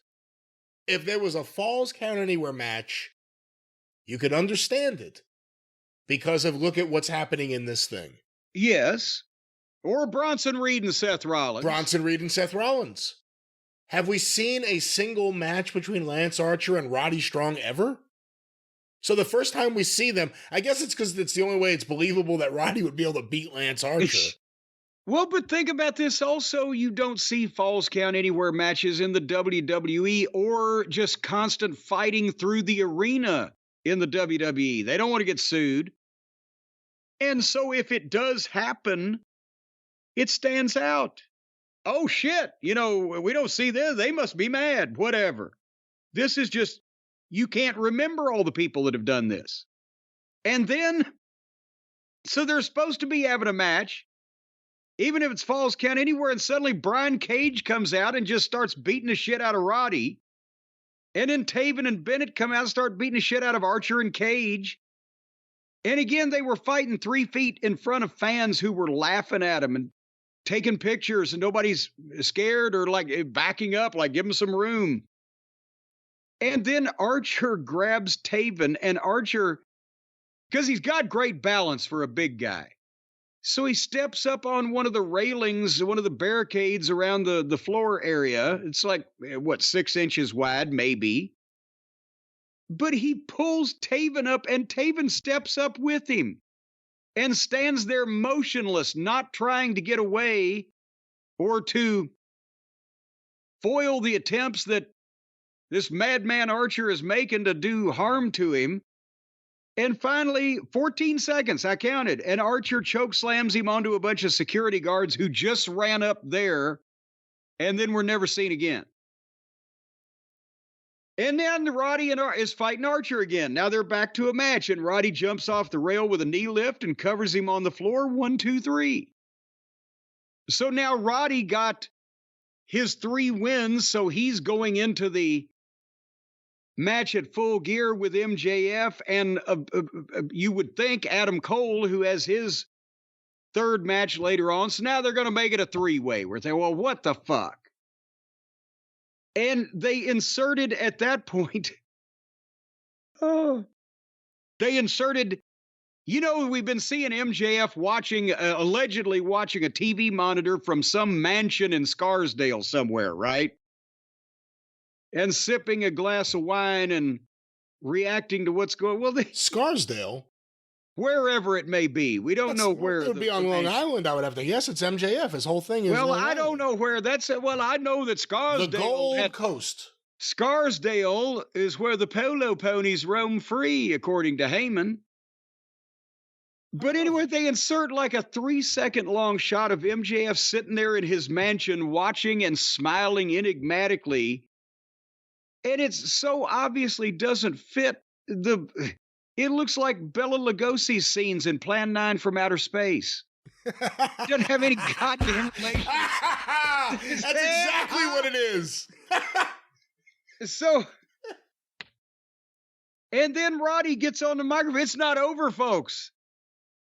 Roddy gets on the microphone and goes, Max, at Full Gear, this all ends, and I'm going to finish your ass. And he throws the microphone down, and when he does, there's Take a Shit from behind and just gloms Roddy and knocks a bejesus out of him. And he gets on Roddy and starts hammering him. But Adam Cole's music plays. And Adam Cole comes out and takes his jacket off and starts walking to the ring. I'm like, motherfucker, I hope nobody comes to save me like that. But when Adam Cole slides in, the referee already had Roddy on the floor, and now Adam Cole and Take a Shit started trading forearms. And another referee slid in and called for the bell to start another match. And Jesus Christ, it won't end. It will not end. They're not giving anybody a chance to think about anything. Who said, I know how we'll stop the viewers from leaving? We'll have nothing end. It's like a Monty Python thing, or it's Mr. Show, I guess, a better example. One thing goes right into the next. Well, and they went right into the next thing. Punches and forearms that looked like shit, and nobody sold any of them. And then, for whatever reason, old Take just staggered backwards to the rope and stood there holding on the top rope, waiting about 5 seconds for Adam Cole to clothesline him over backwards. And they're still playing Adam's music as this fight is going on. And so as Take a Shit is taking the bump, Adam Cole gets to do his boom thing and then his circle and baby. And then they resume the match. And I think we're only 45 minutes into this show. And this thing, it's like, my God. And then their break spot was Take just knocking Cole senseless with a big punch and standing on his face with 1 foot. They went to the break. But when they came back, Adam Cole was in control. and they fucked up a blue thunder bomb, and the pace slowed down, and the people are just dead, and a lot of fake forearms from Adam Cole, which to his credit, Take didn't sell, but he would throw one at Adam Cole and it'd knock him down and out and groveling. I've never seen such goddamn ineffective baby faces. And again, but then you can't, Adam Cole, he can be knocked down with one half-hearted forearm, but then take a shit, foils the Panama Sunrise, hits some kind of reverse Styles Clash thing, and a wheelbarrow suplex and a clothesline, and gets a 2 count on him. But then he's killing Adam. He just beating the shit out of Adam Cole until finally Cole hits the super kick and the Panama Sunrise, and Take rolls out to the floor and reaches under the ring and pulls the diamond ring out from under the apron of the ring. Wouldn't you think that he might have thought an easier place to put a goddamn ring is in your trunks? How did he know he was going to get the opportunity to go under there? Anyway, so this is where they do another one of these finishes that just buries everybody involved. Adam Cole sees Take a shit there on the floor right next to the ring. He's going to walk past the referee to get to him. When he walks past the referee, he slightly shoves the ref, and the referee walks all the way across the ring in the other direction and does double and triple takes back and forth, obviously not looking behind him until Take a shit nails Adam Cole with the ring and rolls in and covers him 1, 2, 3. So now it's not Roddy and Adam Cole versus MJF. It's Roderick Strong versus MJF. Which, again, the fans actually got more behind Roddy in this earlier than they did Adam Cole here. Yeah, they weren't behind Adam Cole at all. No, the whole thing is uninteresting and death warmed over. But just MJF is going to be on a pay-per-view and he's wrestling Roderick Strong the way that he has been presented in this instance. Well, the other thing is, one of the few things I think right now would cause the AEW fans to revolt would be the idea of Takeshita taking a pin from Adam Cole. Because everyone sees what everyone sees with Adam Cole. Then don't book the match. I completely agree. Don't book this feud. Let's go a step further. Instead, MJF's coming back from apparently making an Adam Sandler film, so there'll be some money behind that thing, to wrestle Roddy Strong. I'm sure it'll be a great match. But MJF better not do a job to Roddy Strong, and then if Roddy Strong's just going to be wrestling a great match with someone he's going to lose to, and it's apparent that's what it is, I don't know. Well, but it's not over. It ain't over, Brian. This is still going on. Because now that they've established that it's Roddy versus MJF, they get a shot of MJF back at the mansion, and he's laughing. And then Roderick Strong attacks Take a Shit and starts wailing on him, and Take turns around and kicks him right in the balls.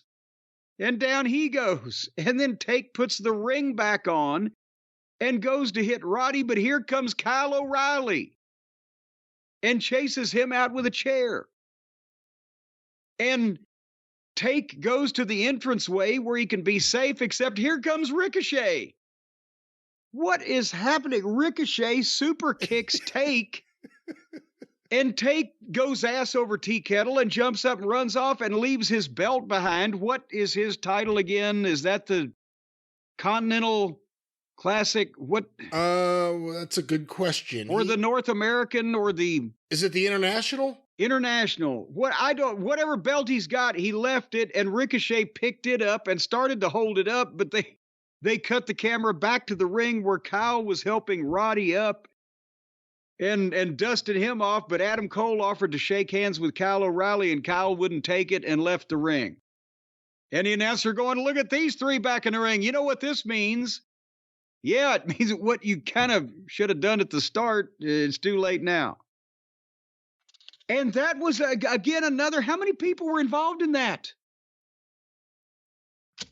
Depends on when you want to say the start was.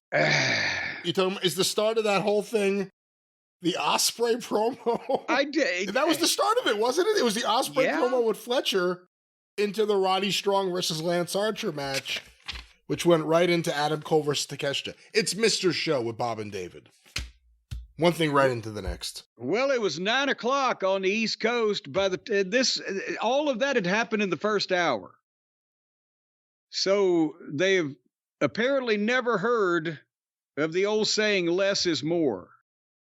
And by the way, all throughout the night, they're mentioning, Mox takes over Superstation TBS. Yes. Which sounds like a real bad takeover if everyone knows about it and they're advertising it in advance. Well, it wasn't like, the NWO's taking over tonight. It was... Intelligence ferreted out the information. But now, speaking of the takeover, by the way, less is more. And you've heard that old saying. Here lies Lester Moore, shot in the chest by a 44, no less, no more. I have not heard that, no. Well, in the back at 9 o'clock, Renee Moxley Good was talking to the Hurt Syndicate, and MVP said, where did you get your journalism degree? And then he put Bobby Lashley over and interviewed him by himself, and et cetera. It's the only thing you can pretty much count on, their segment. And they're kind of mocking the amateur cast of community theater participants they're being surrounded with. But anyway, then they go to the entranceway. Dangerous place to be here tonight. And suddenly a fat gray-haired job guy. It looked like he was 50 years old. He looked like John Hitchcock, ran Parts Unknown, the comic store in Greensboro. He still runs it. Well, he doesn't look that way anymore. No, John's 5 or 10 years older than this guy now. Well, maybe a few years more than that. This guy's an active wrestler. He wasn't very active here. He was just getting a shit kicked out. They threw him out the tunnel, and here comes Claudio and Wheeler Useless, and they're beating him with a chair. And then the music starts for the Death Riders. And the music is playing in the arena, but the entrance video is on the screen. And 2 members are beating up a job guy for no reason with a chair on the entranceway when the camera cuts to the curtain at one of the breezeways. And you can see around the curtain where the Marina Schaefer's elbow, they're just standing there waiting for the cue, stock still. And suddenly the cue comes, and here comes the plumber out of the curtain and Schaefer behind him. And every single one of them are dressed like they're ready to go out and do yard work. And as they come to the ring and they get in the ring, the fans are sitting there talking to each other. The people next to them. And it doesn't get any better, because even if anybody was going to buy this Moxley promo business, he's talking about Orange Cassidy. And somebody, again, needs to give them the brutal but fair, tough love talking to, that just because Tony's fascinated with this clown doesn't mean that anybody wants to see him in meaningful main event shit, especially after all this time. We've seen what there is to see. But Moxley is cutting a promo on him, as it's like anybody would care. And he's going to make an example of Orange Cassidy. He's going to brutalize him and mutilate him. And the fans are basically groaning when he says that. And then the room is so quiet. It's like, I don't know, it's like maybe it's an FFA convention, the Future Farmers of America, for you people up in New Jersey. And there's a speaker that they're not particularly interested in, so they're kind of murmuring to each other slowly, or lowly rather, but they're not making any noise that they can make on purpose. And suddenly one guy yells, "Go back to Roman!" And it was like, attaboy, Luther. It was like it was put into the goddamn soundtrack on purpose. It was perfect. I couldn't believe it. And then, so they're catcalling the baddest man on the planet.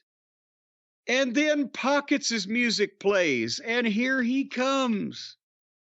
And he comes out to the entranceway, the company mascot, followed by poor Mark Briscoe and Rocky Ramone. Rocky Romero. Yeah, I'm sorry. Don't disparage Rocky Ramone like that. Well, no, they're so close. And then Rocky Raccoon was out in the car with the motor running. And I swear to God, they are now letting the fucking mascot talk. And he cut one of the most lackluster promos ever in the wrestling business. The delivery. It's the delivery. Hey, Jim. Yeah, it's good to see you here. And I guess we're gonna wrestle. I guess there'll be a match. I guess so. Yeah. I mean, what is that?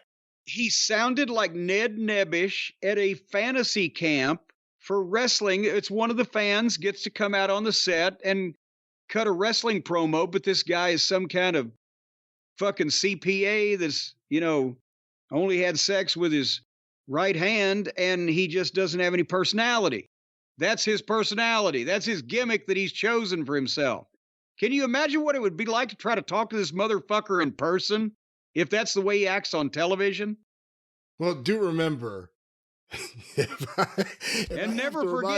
never forget, at one point when there was some communication between, at one point word got back to us that Tony Khan wanted it to be known to you that if you would just talk to Jim, you would love him. Not you being Jim, but him being Jim, Orange Cassidy. If you would just talk to him, you would love him. Yeah. Hey, I understand you have a collection of stuff. Oh, yeah, wow. If they would put him somewhere where he can only communicate via phone and not be on television, then I might like him better. But anyway, so he answers Moxley that he's going to stand up for all that's right in the world, and also challenged Useless for next week on TV and made some chess references. And Moxley answered him by saying on November 23rd, abandon all hope. Like this guy is goddamn, Mephistopheles himself. Queen takes battleship. And then they played music and they left. And I was like, wait a minute, that was taken over TBS. It's a live in-ring promo when they beat up a gray-haired fat job guy.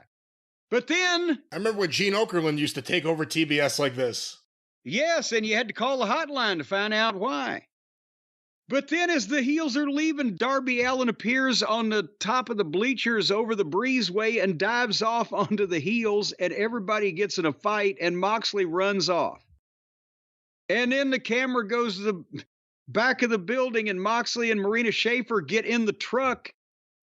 But neither one of them apparently thought to get in the driver's seat. Claudio has to drive. So Claudio jumps in, and they're pulling out without a wheeler. But then Darby comes running from the side as the truck is moving and dives into the back of the pickup truck. So Claudio stops it and gets out, and they get in a fight, and Claudio big swings Darby into a garage door and jumps back in the truck, and then Wheeler runs and jumps into the truck just in time, and the heels pulled out. Jesus Christ. I mean, what in the... God. They think somehow that somebody somewhere is going to be interested in what happens between Plumber Moxley and Pockets. And the only people that even know the one guy exists on the planet are already watching this show, and they're going to be the last ones to leave. Because if you're a fan of Orange Cassidy, A, your standards are very low, and B, you're one of the diehard, indie-rific wrestling fans that are going to watch an Outlaw Mud show above anything else till the bitter end, and that's what the end of this show will be, is bitter. Brian, your comments on this unfolding situation. This was the big thing. It was like a classic MSG show, the main event right in the middle of the show. Mox takes over TBS. If you tuned in to see that, the way it was billed, you're disappointed. If you tuned in to hear Moxley finally explain anything, you were disappointed. No Pac. Did he go home again? I don't know where Pac was. Maybe he missed the truck on the way down, like Wheeler missed it on the way back. I guess, or maybe he was driving. That's a great way to write off someone who's not there that week. Oh, he's behind the wheel. No, it was Claudio, because Claudio had to stop the truck to get out to fight the fucking rat that chased the cat. This whole thing is fucking awful. It's death. That's why they're the Death Riders. It's death. We're going to ride death straight to death. You know what? They misspelled it. It's Death Writers. Is that what it is? They are writing the death of the... They better be glad they got some guaranteed money. You know what their TV show has become? The world's biggest budgeted fair show. When you sold a fucking fair show to the county fair board, you guaranteed the money you knew exactly how much you were going to get, and you could just go and have fun and jack off. And didn't have to try to sell any tickets. It was all up to them. This is going to really be big when Omega and the Bucks return to save AEW from Moxley and the crew that isn't over. We heard from people there. It was flat. That was the word used. Flat. The crowd didn't give a shit. I don't know if it was this match or this segment or somewhere else, but the fans were chanting OTC during this show. You asked about the attendance earlier. Yes, I did, didn't I? As of the morning of the show, Wednesday, November 13th, according to WrestleTix, 2,643 tickets distributed. Their last time in the market, November 16th, 2022 for Dynamite, 3,141 at that time were distributed. Well, and again, that's distributed. And I'm starting to wonder, because a lot of these people aren't reacting in some of these locations like they've got a lot of skin in the game. I'd like to know at some point what they're actually selling to people that are coming intentionally to try to have a good time, and the people that are coming to do whatever they're coming to do. And maybe just get some rest, get a good night's sleep, since it's so quiet in the building. Well, that's right. And of course, this was only about halfway or a little more than halfway through Dynamite. But for a lot of people in certain parts of the country and the world, it was time for sleep, and you need a good mattress for a good night's sleep. Boy, I'll tell you what, with this television program, sometimes you just want to go and hide under the bed. But either way, or neither one. Or neither. I don't know actually what point you're making. Yes, I'll tell you what, whether you want to hide under the bed or get a good night's sleep, the best way to do it is with our friends at Helix Sleep. And I'm going to tell you something right now, Brian, you're going to find this hard to believe, that we are going to be able, because the holidays are coming up, we're going to be able to give the people, the Cult of Cornette members, a better deal than ever before at Helix Sleep because of this monumental holiday coming up. Guess what the discount is going to be? I'm just going to tease you. Guess what it's going to be? 5%. You are incorrect, sir. 7.5%. You're way off. 10%.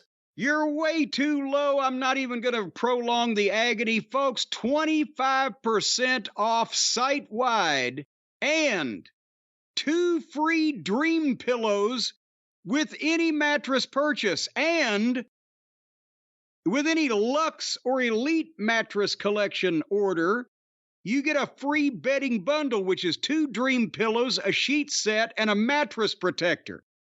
And the mattress protector, very important for those of you out there with the various problems with incontinence and leakage and seepage. You want to keep this thing nice because they last so long.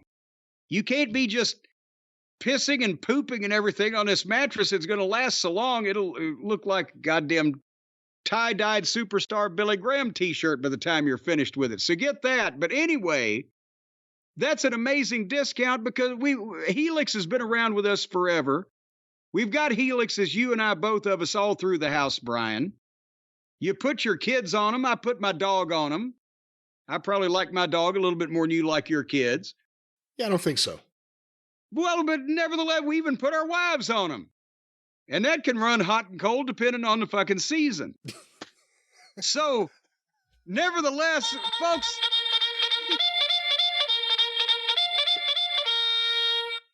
Divorce! Yes, and yes, Kimosabi. But I'll tell you what.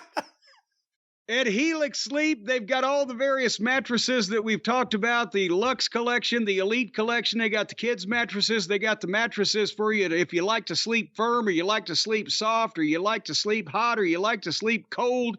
However you like to sleep, including standing on your head, they will fix you up. But now, again, this offer, helixsleep.com/JCE, 25% off site-wide and 2 free. You know, the dream pillows, that's where you program it before you go to bed and lay your head down at night. What do I want to dream about? It's got the little dial has childhood, money, sex, What are you sports. talking about? What are you talking about? And you just set it and you lay your head down on the dream pillow, and that controls the subject of what you dream about at night. It's a revolutionary new technology. It's a made-up technology that is not a part of this campaign from Helix Sleep. It exists nowhere that I know of, but your mattress can be there for you wherever you are. Tell them how to get it, Jim. Well, that's right, and you don't have to take it wherever you go. You can get multiple mattresses, so you can go from one place to another, but you're not up on the new technology where they can now control your dreams. If you lay your head in this thing, it wraps around your ears and sends the signals in through your oral cavities. And you can dream about whatever you pick to dream about. And you can also block a few people as well. Again, I don't know. You get to pick 5 people that you can block from your dreams once you get your dream pillow. Not from no, it has nothing to do with this. I don't know what you're promising or guaranteeing people here, but once again, Helix Sleep. Let's wake up and tell everyone one more time, Jim, what's that promo code? Wake up and go to sleep on your Helix Sleep mattress at helixsleep.com/JCE. 25% off site-wide, 2 free dream pillows with any mattress purchase. And if you get a Luxe Collection mattress or an Elite Collection mattress, a free bedding bundle, 2 pillows, a sheet set, and a mattress protect. And the sheets do not come with eye holes. No eye holes for a-holes, but you can get a great mattress for you with Helix Sleep. Once again, /JC. Well, there's a .com in the middle there, but I guess that goes without saying. All right, we continue on with this fun Dynamite review. Of course, that was the main part of the show, but it's both uphill and downhill from here. Well, that wasn't even the main part of the show. We've still got some big stuff to go now, because they're still going to break some more rules. We had an intermission. Britt Baker wrestled Penelope Pitstop. Remember when Britt Baker was over? You could hear a mouse pissing on cotton during this match, and it was 10 minutes long, bell to bell. And then nobody got beat up afterwards, but when Britt Baker won, then Serena Deeb came out carrying her flag to the entranceway, and they stared at each other. So there was some involvement here. And where did Deonna Purrazzo go? She was drinking wine in some segment the last time I saw her. Serena Deeb got a flag. But Deonna Purrazzo was everywhere, and I just remembered she suddenly disappeared, and Serena has been gone, but now she's back. But anyway, but again, to my steady criticism of the women's division, that I think people need to look past, that they don't want to hear it and pay attention. No one gets better working under these kind of conditions. These women are not going to get better at doing this, wrestling in front of a crowd that acts like they don't want to see the match. They would rather see their mother hooked up to a machine. They don't react. That's a negative audience reaction. If you're the bathroom break match every time, if you're the cause of the ratings going down every time, if people don't react at all, I mean, it's frighteningly silent. And then you talk to people there and they're like, oh yeah, it was really awkward. There's a problem. Awkward. There's a problem.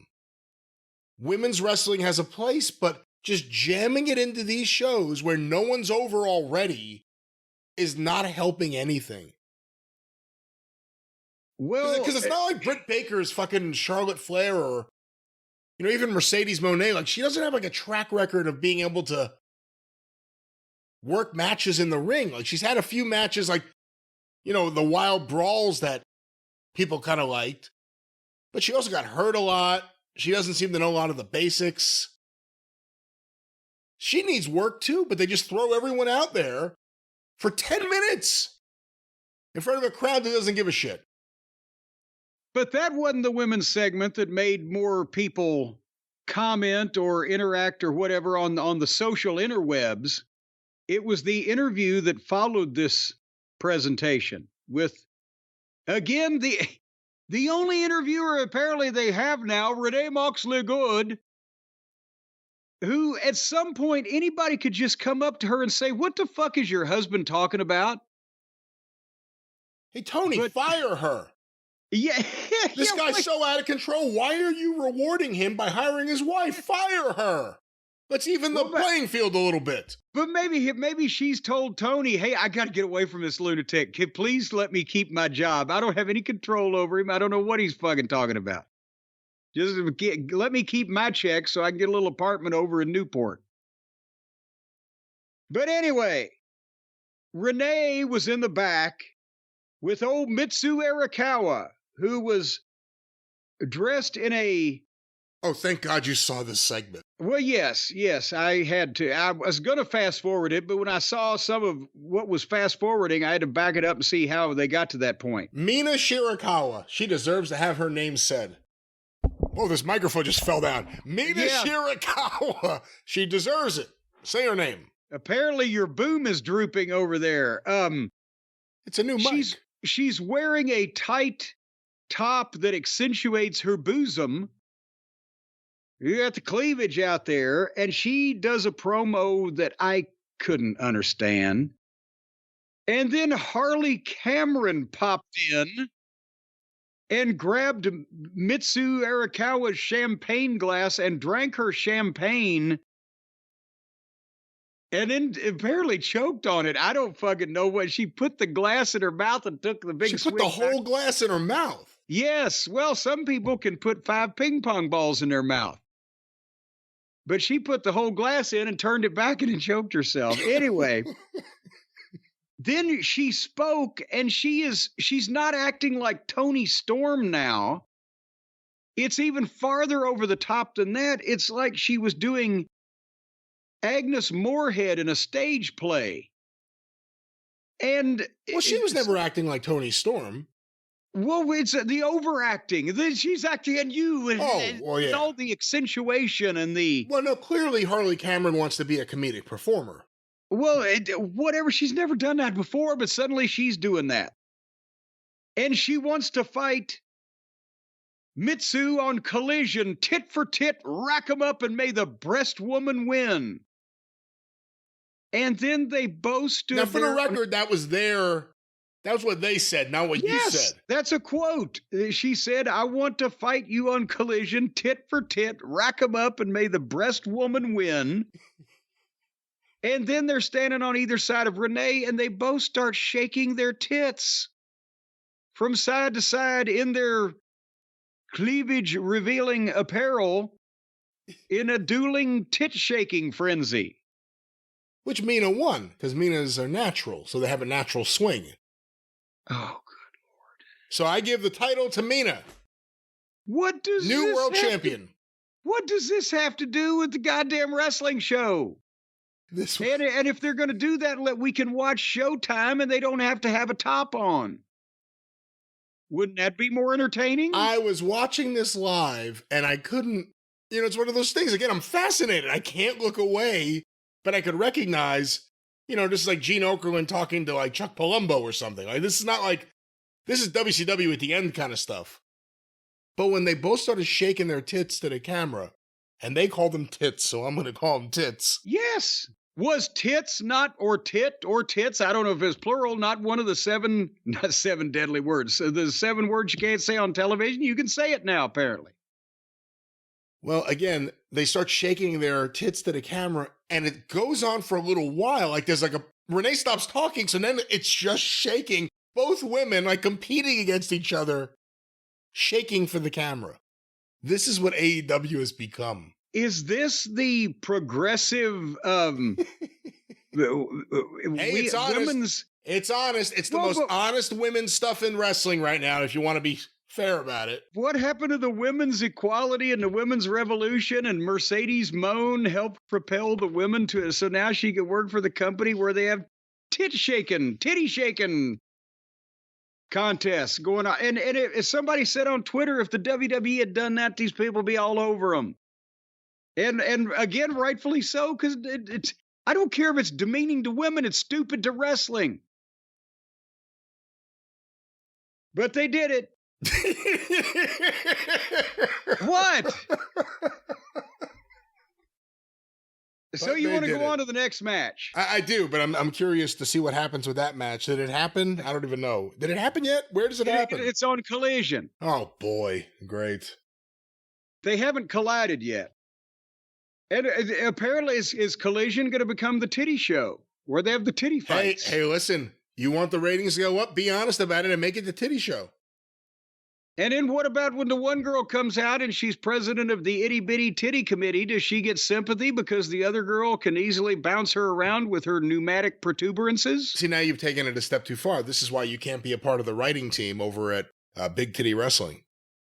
Well, I'll tell you what, there's over 1 million stories in the Big Titty, and this is just one of them. Well, let's get from Titsamania back to AEW Dynamite. Do you like boobs a lot, boobs a lot, boobs a lot? Yeah, so Swerve Strickland, with his, I would say manager, even friend, but now I'm not sure the way they presented him here, Prince Nana, against Lio Rush. Can I say something? Please do. This was a star-making performance for Lio Rush. Yes. I watched this and I'm like, Lio Rush is fucking amazing. This Swerve guy sucks. Lio Rush rules. What a performance. This match was the best match on the show, which makes it the worst match on the show because it killed off Swerve fucking Strickland. They're wiping their feet on him and Nana. And wasn't Lio Rush a babyface 2 weeks ago? We saw him do something sometime. I want to say, yeah, I don't remember what he did, but I think he was a babyface. I think you're right. Did he wrestle Shelton? That's right. That's what it was. Yes, and we said, well, this was an exemplary match because Shelton gave him a few openings because he's a quick little thing. He's not quick, he's sudden, as Gordon Soley would say. And then he manhandled him because he's twice his size and he beat him convincingly. And it was a great piece of business. That's right. Now Lio got his heat back against Swerve Strickland. Well, I was about to say, so 2 weeks ago, Lio was a babyface. And now he comes out and he's a fucking heel against Swerve, who is going to be wrestling Bobby Lashley on pay-per-view coming up in 10 days. And he's going to have a warm-up match on TV against a guy that would need a step stool to clear a speed bump. And Lio Rush kicked the shit out of Swerve Strickland for a long, long time. They had fake promos on this show, fake matches, fake walls, fake booking. Swerve couldn't handle Lio. Lio, like you said, looked like the one they were pushing. And the fans got into it. Yes. But we'll never see Lio again, or if we do, somebody will beat him next week. But when Lashley gets a hold of a guy who can't beat a sixth grader, I fear for Swerve's safety. And again, the fans were into it because it was so preposterous, they started wanting Lio to fucking win. And finally, Swerve gave him some kind of fucked up move, 1, 2, 3. And that was everything that he had in him to beat Lio Rush. Is there nobody there to produce this guy? I would have fired Swerve Strickland for letting Lio Rush do that match. But again, what the fuck will Lashley do to this poor fellow? And then Swerve gets on the microphone and cuts a promo and called the town of Bridgeport, Connecticut, Stamford, Connecticut. Right here in Stamford, Connecticut. And they let him hear it. The people booed the shit out of him.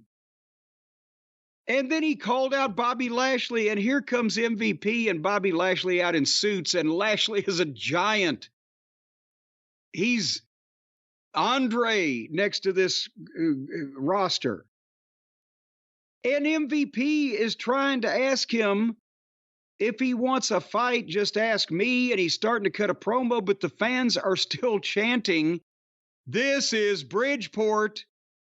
And they're not listening to MVP. But did Swerve, was he trying to do some kind of inside shoot interview, or did he really believe they were in Stamford, which is 20 or 30 miles and a completely different city? Yeah, is it one of those things where he thinks like Stamford's the big city and like they just associate with the bigger city that's nearby?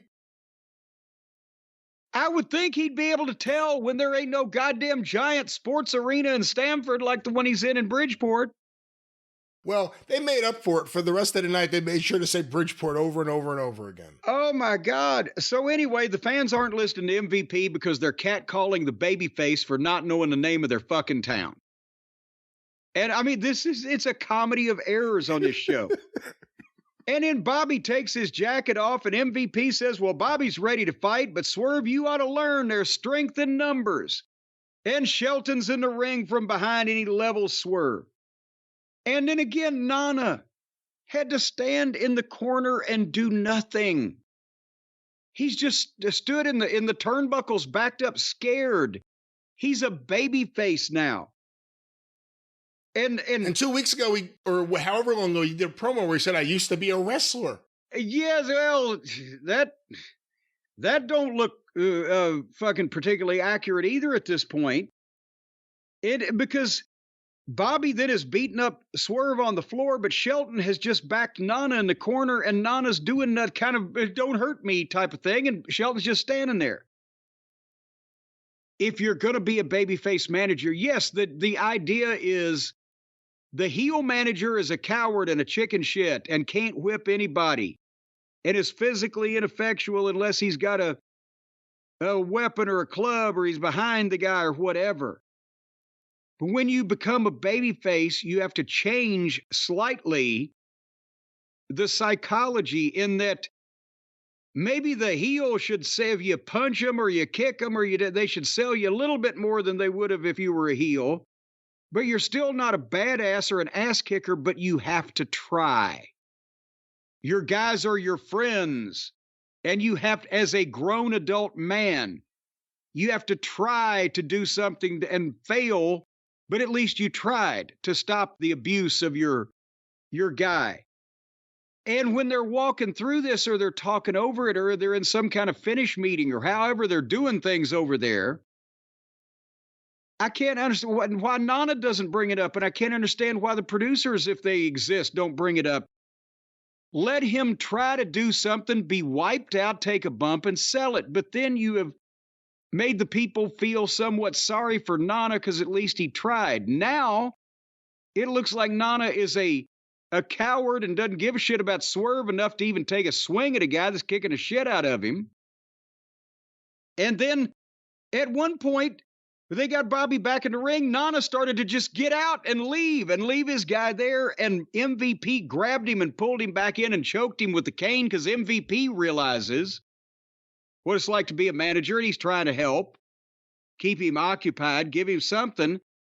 And their MVP's an exception to the rule in that a former wrestler who becomes a manager doesn't have to be completely physically ineffectual, because they've seen that he can take care of himself and he can do shit.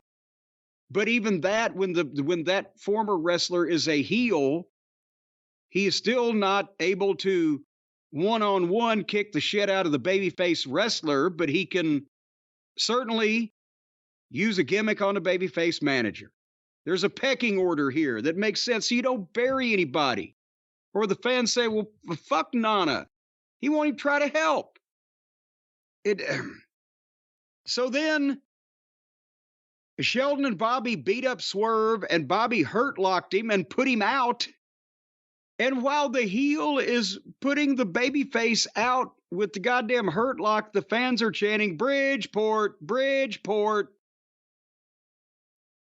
And finally, Lashley did grab Nana, and they scheduled him apparently to take a bump, and he ran him through the turnbuckles to the floor, and it was kind of an odd bump. He got hung a little bit on one foot, but it looked awkward, but in a painful way. But in the meantime, they scheduled that the manager bump in this instance doesn't come last. You do that, and then you put the main event former ex-world champion babyface out with the fuck of your finish hold, and that's the point you leave with. It just, everything's backwards and upside down, and they're cheering the heels and booing the baby faces and chanting the name of their town while the baby face is getting, prison sodomized. And that was almost YouTube appropriate, so I commend you for that, sir. Well, thank you. Leo Rush is a star. I always say he's one of my favorite guys. He shows up and then he disappears. Like those classic guys when you were a tape trader. Like, oh, any footage I can get of this guy. He's never around too long. That's him. And he can do promos and he can get heat. And he can work an entertaining match that makes sense for a little guy. And Swerve looks like shit again. Yeah. Nana is like a non-entity. He's like Paul Ellering is a manager. He's a non-entity. No, Ellering took a bump. I shouldn't say that. Yeah. Well, anyway. Yeah. I mean, the fans still think Bobby Lashley's a star. You just got to get more fans into these buildings. And, if you get people in, if you're giving out free tickets to people to sell them on your product, and then this is overall show-wide, taping-wide, what you give them, don't be surprised by the reaction you're getting. Normally these days with the world the way it is, people come into an arena, they go through a metal detector. Do you think they ought to have somebody checking the AEW crowd for rotten vegetables? We're getting to that point. Another 20-minute Osprey Fletcher Shakespearean scene. I lived with you. You know where my child goes to school. What? What's he going to do to your kid? That... Or the school? Except for the fact that Osprey mentioned his wife, the same verbiage could have been used through that whole promo for a romantic relationship gone wrong. Well... But anyway, that was Dynamite, I was going to say. No, it wasn't. We're not done yet. Oh, really? Because remember the mini-movie? Oh! With Julia Hart. Yeah, I did see that. I was fast-forwarding through a break, and I thought this was a commercial, and about halfway through it, I again recognized it was Julia Hart, so I went back. And they're doing a promo with Jamie Hayter, and suddenly it cuts off just in mid-sentence. And then a video of Julia Hart in bed. Unfortunately, she was dressed, but she wakes up, and there's blood on her shirt. And then the phone rings beside the bed. And she picks it up. That was the front cover of Please Kill Me, the blood over the chest like that.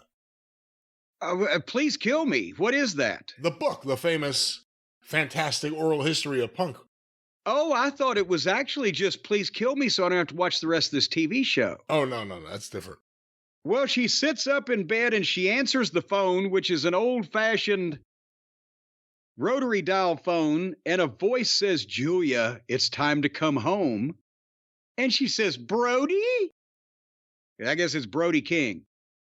But then she sees that the phone cord is cut, and there's no way that somebody could have called her, and she hangs up real scared. Now, this is reminiscent of one of those bad teen horror movies from the late 70s called Don't Answer the Phone, about the babysitters in the house and the phone calls start coming. Don't Answer the Phone was also known as Don't See the Movie because it was rotten. Well, she runs into the bathroom and looks in the mirror and screams and talks to herself, and a red light comes on from behind her, behind a door, and she opens the door and someone hands her her hat. And it goes to black. Do all of these eggheads think that they're the next Tarantino, and just because they can do all this fucking high-def video quality shit with their phone means that it also is content is good too? What the fuck is this horse shit? I don't like it. I never like it, no matter what company does it. And this specifically is just ridiculous. It's a scene. And every time you think the House of Black gets past themselves enough to kind of work, like they've been on the show and haven't done anything too spooky, then this just happens to be a cameraman, the fearless cameraman, back again in this. Well, hey, I wouldn't be scared of being in Julia Hart's bedroom while she was asleep in bed in the dark. Well, if she had blood on her, I might, She had blood over her heart, like someone stabbed her in the chest. What the hell was going on there? Well, I'd be more than happy to suck the poison out. Because that was the photo. It's a photo of the band The Heartbreakers, and it was supposed to be that their heart, like, exploded. That was the photo. What age group? What age group? I don't know. What age group? What age group would you have to be to know what you just said? Because I've never heard of any of this. That book was a very good seller. Well, I can't say bestseller, I don't think. But so was the goddamn House of the Seven Gables in 1872 or whatever. But who would be the audience that would know this reference, this obscure reference? I think Or do they want audience. anybody to know it? They want people to think they invented it. Well, no, I don't think they want anyone to recognize the influence of where it came from, but I'm just bringing it up to you because I'm here to inform you. Because you know. Because I know. And knowing is half the battle. So then, speaking of half the battle, we get Malachi Black and Brody King in a tag team match without Buddy Matthews. They were referred to as the Kings of the Black Throne. So has the House of Black opened a subsidiary to where they're all in the House of Black, but these two are the Kings of the Black Throne, or are they just changing that whole gimmick? I think they've done this before. When these two team up, that's their name. But they're still members of that. They honor the House of Black with their matches. They honored us with their presence in the main event against FTR. With Private Party watching in the entranceway. Remember when FTR's entrances brought the house down? People heard the music and they popped and they stood up and they really cheered for these guys because they had great matches with the Briscoe brothers and with Gin and Juice, the best tag team match on television of modern times. And they just they were with Punk. They were outperforming everybody. He had something. And then that got botched like everything else. And now they wander out. And the entrance used to bring the house down, and this entrance brought the house down. And it had already flatlined to begin with. It used to bring the house down. There used to be a house. Well, yeah, there was something erect for you two. But nevertheless, so the winner of this match is going to face Private Party and the Outrunners and some other team that they're going to determine later on in a four-way at the pay-per-view to determine who gets a shot at the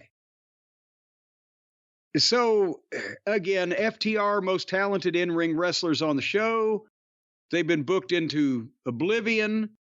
And they were out there doing arm drags and having a wrestling match after the fans had seen 17 attempted murders and a couple of episodes of aggravated mayhem. And then they went to a break.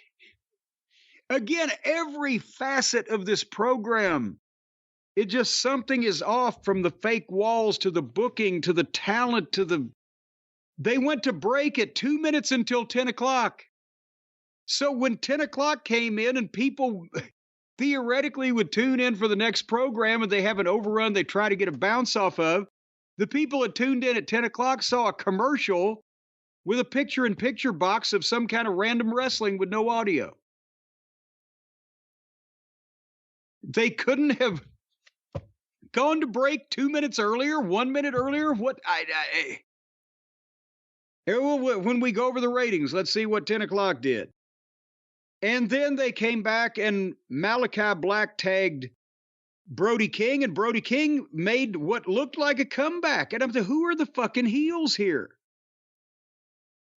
And then Brody King is like they cloned every fat tattooed indie guy in the business, and he's doing all the same moves. And so finally, I fast forwarded about 5 minutes because at this, I couldn't take it anymore, this whole show. Finally, the finish was FTR Spike pile drove Malachi Black on the apron of the ring. But then Brody King dove through the ropes on both of them. He clotheslined Dax and got a 2 count. Clotheslined him again and got a 2 count. So then he just grabbed him in the sleeper and choked him out standing up. And I'm like, God damn it. Can the finishes get any worse? And then Malachi Black, the guy that had just been Spike pile driven on the apron of the ring, got up and walked into the ring to get his hand raised while the 2 guys who gave him the pile driver were laying there up flat of their fucking ass. And then, who I thought was the heels, pull FTR up to their feet and they all shake hands. And that was the end of the pro. So we saw mayhem and carnage for 2 hours and 10 minutes, and then finally at the end of the thing, they just beat these guys as flat as you can beat anybody, and then kindly pull them up and shake their hands. What? I'm over the show, Brian. Wrap it up. Hey, listen, it's a bad show, and this was quite the choice of finish here. I guess they want to get the Kings of the Black Throne over to that next level. That private party level, I'm not exactly sure. But yeah, and FTR have lost all their luster. And it was predictable, but it happened. And, you know, the tag team division remains what it has been. But this show continues to travel down some kind of weird pathway to where everybody just gets to do their own. They're all making their own movie in their head. But instead of trying to convince people that they're mad at somebody and they're going to have a fight, they're all actors. They're all cinematographers. They're all directors. They're all performers and artistes. And with a friendly financier. A friendly financier. A friendly financier. And I mean, it's Drek. There's nobody to stop them and say, what the fuck are you people doing over here? And again, all of the people are saying, they're all jealous because they're making so much money because Uncle Dave says they're going to make $250 million. I'm not saying they're not getting paid for this show. I'm saying the show is not any fucking good. And it's going to get worse if they don't do something. Yeah, and the last thing you want is the story to become, well, they got all this money for that deal, and the ratings keep going down. There's no audience. McDonald's is worth $40 billion, and they make a fucking fortune. Go try to eat one of their chicken nuggets. Is it any good? Fuck no. You don't like chicken McNuggets? Not anymore. I don't. All of the fast food places have gone to hell, but you finding a good McDonald's is like trying to find fucking good booking in the middle of AEW Dynamite. They're few and far between these days. It depends on your individual franchisee and who they hire as the manager. Because there's a wide range. As a matter of fact, do you know where the best Wendy's restaurant in the United States of America used to be located? Somewhere in Kentucky, let me guess. Middlesboro, Kentucky. I never would have guessed.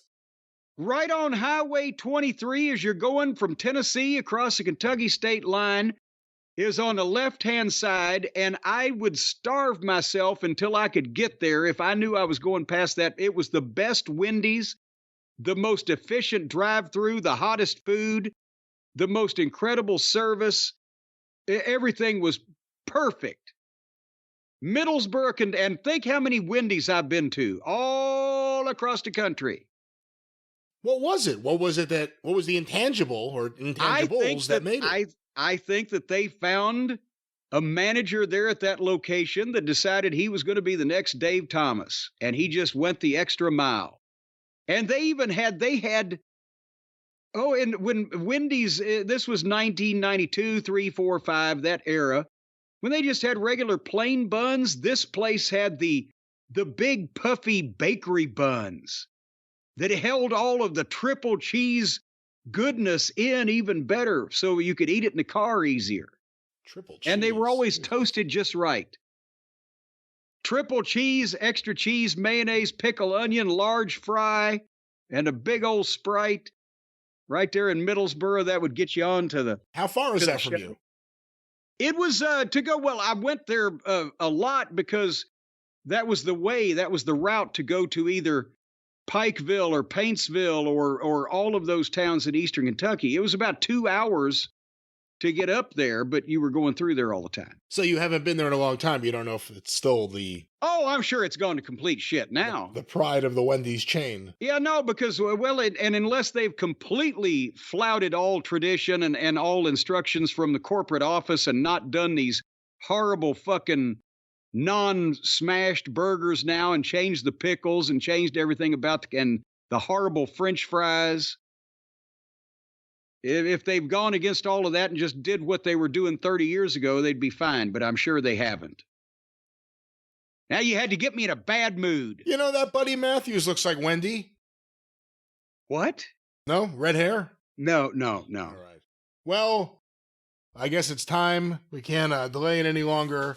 Did anybody watch this off-brand AEW program that was insulting to our eyes and ears that was held on November 13th? We're going to talk about the ratings, but we mentioned it earlier. In the middle of the show, you may have felt the urge to go to bed. It's a long show. It's a long 2 hours. It's one of those very long 2-hour shows. It's long. You can grow a beard. You can grow a beard. It takes to watch this thing. Hey, if you went to bed around the 9 o'clock hour, let's say you woke up from your nap around 10, you may say, hey, I need a shave. I need to look fresh for the night.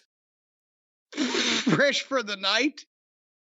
Well, you were fresh for the morning and get a jump on it. Folks, there's never anything wrong with being prepared. Maybe at some point somebody's going to be screaming at you first thing in the morning and roust you out of bed and tell you to get to fucking work and you're not going to have time to shave. So take care of it the night before.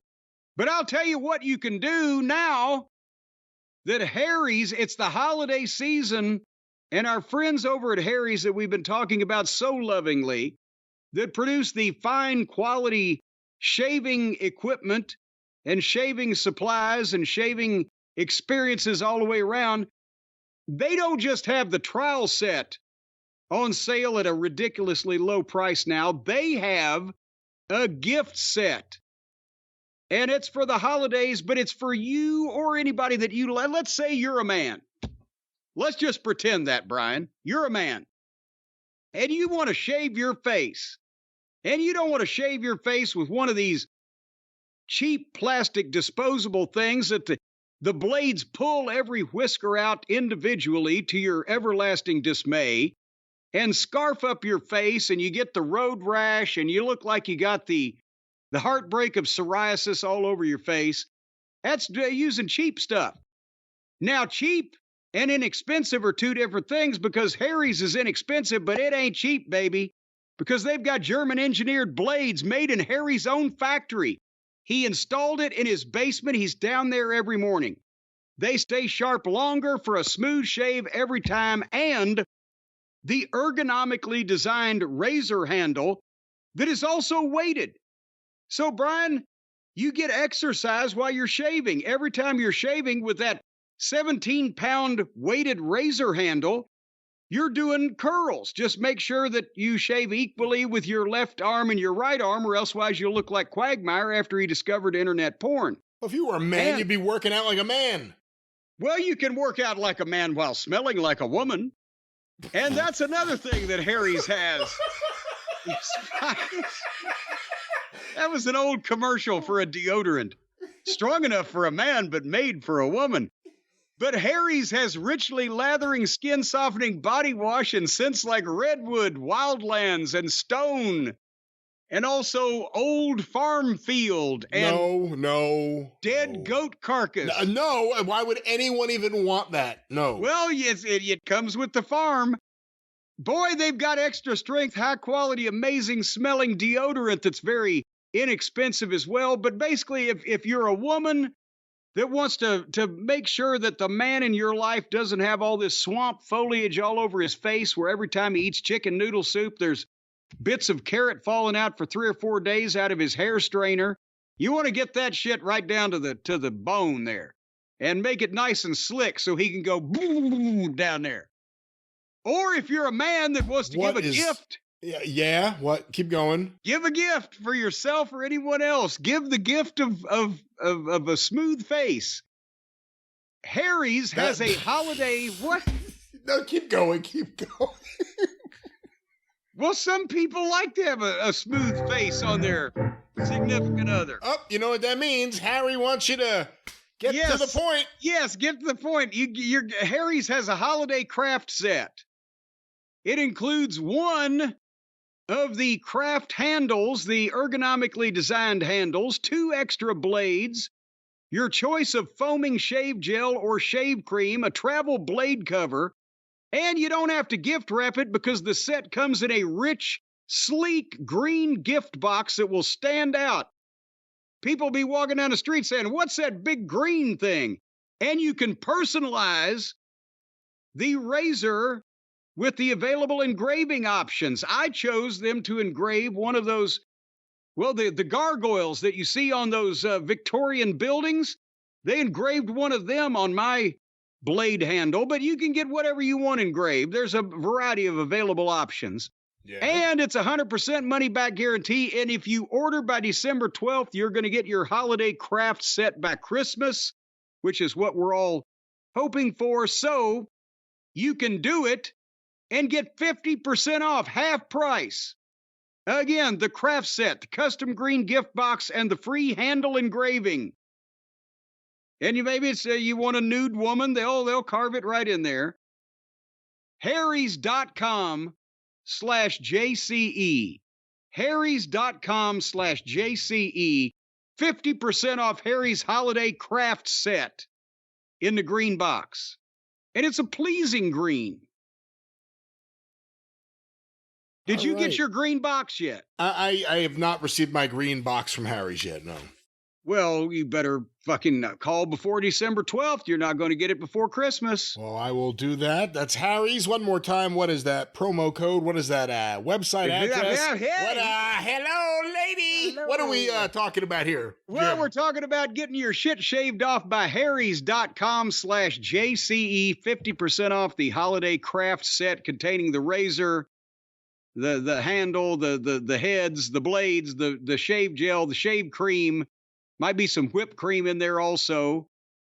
Might curdle on the way to you. And also the engraving. You got that going for you. But do not leave this razor where you commit a crime with it. If you cut somebody's throat with it, don't leave it laying around. Do not. Well, we're at the end of the goddamn spot. Why do you have to take it too far? You're not going to go too far. You're going to go right to the line with Harry's. Well, your initials are on it, so you're leaving evidence.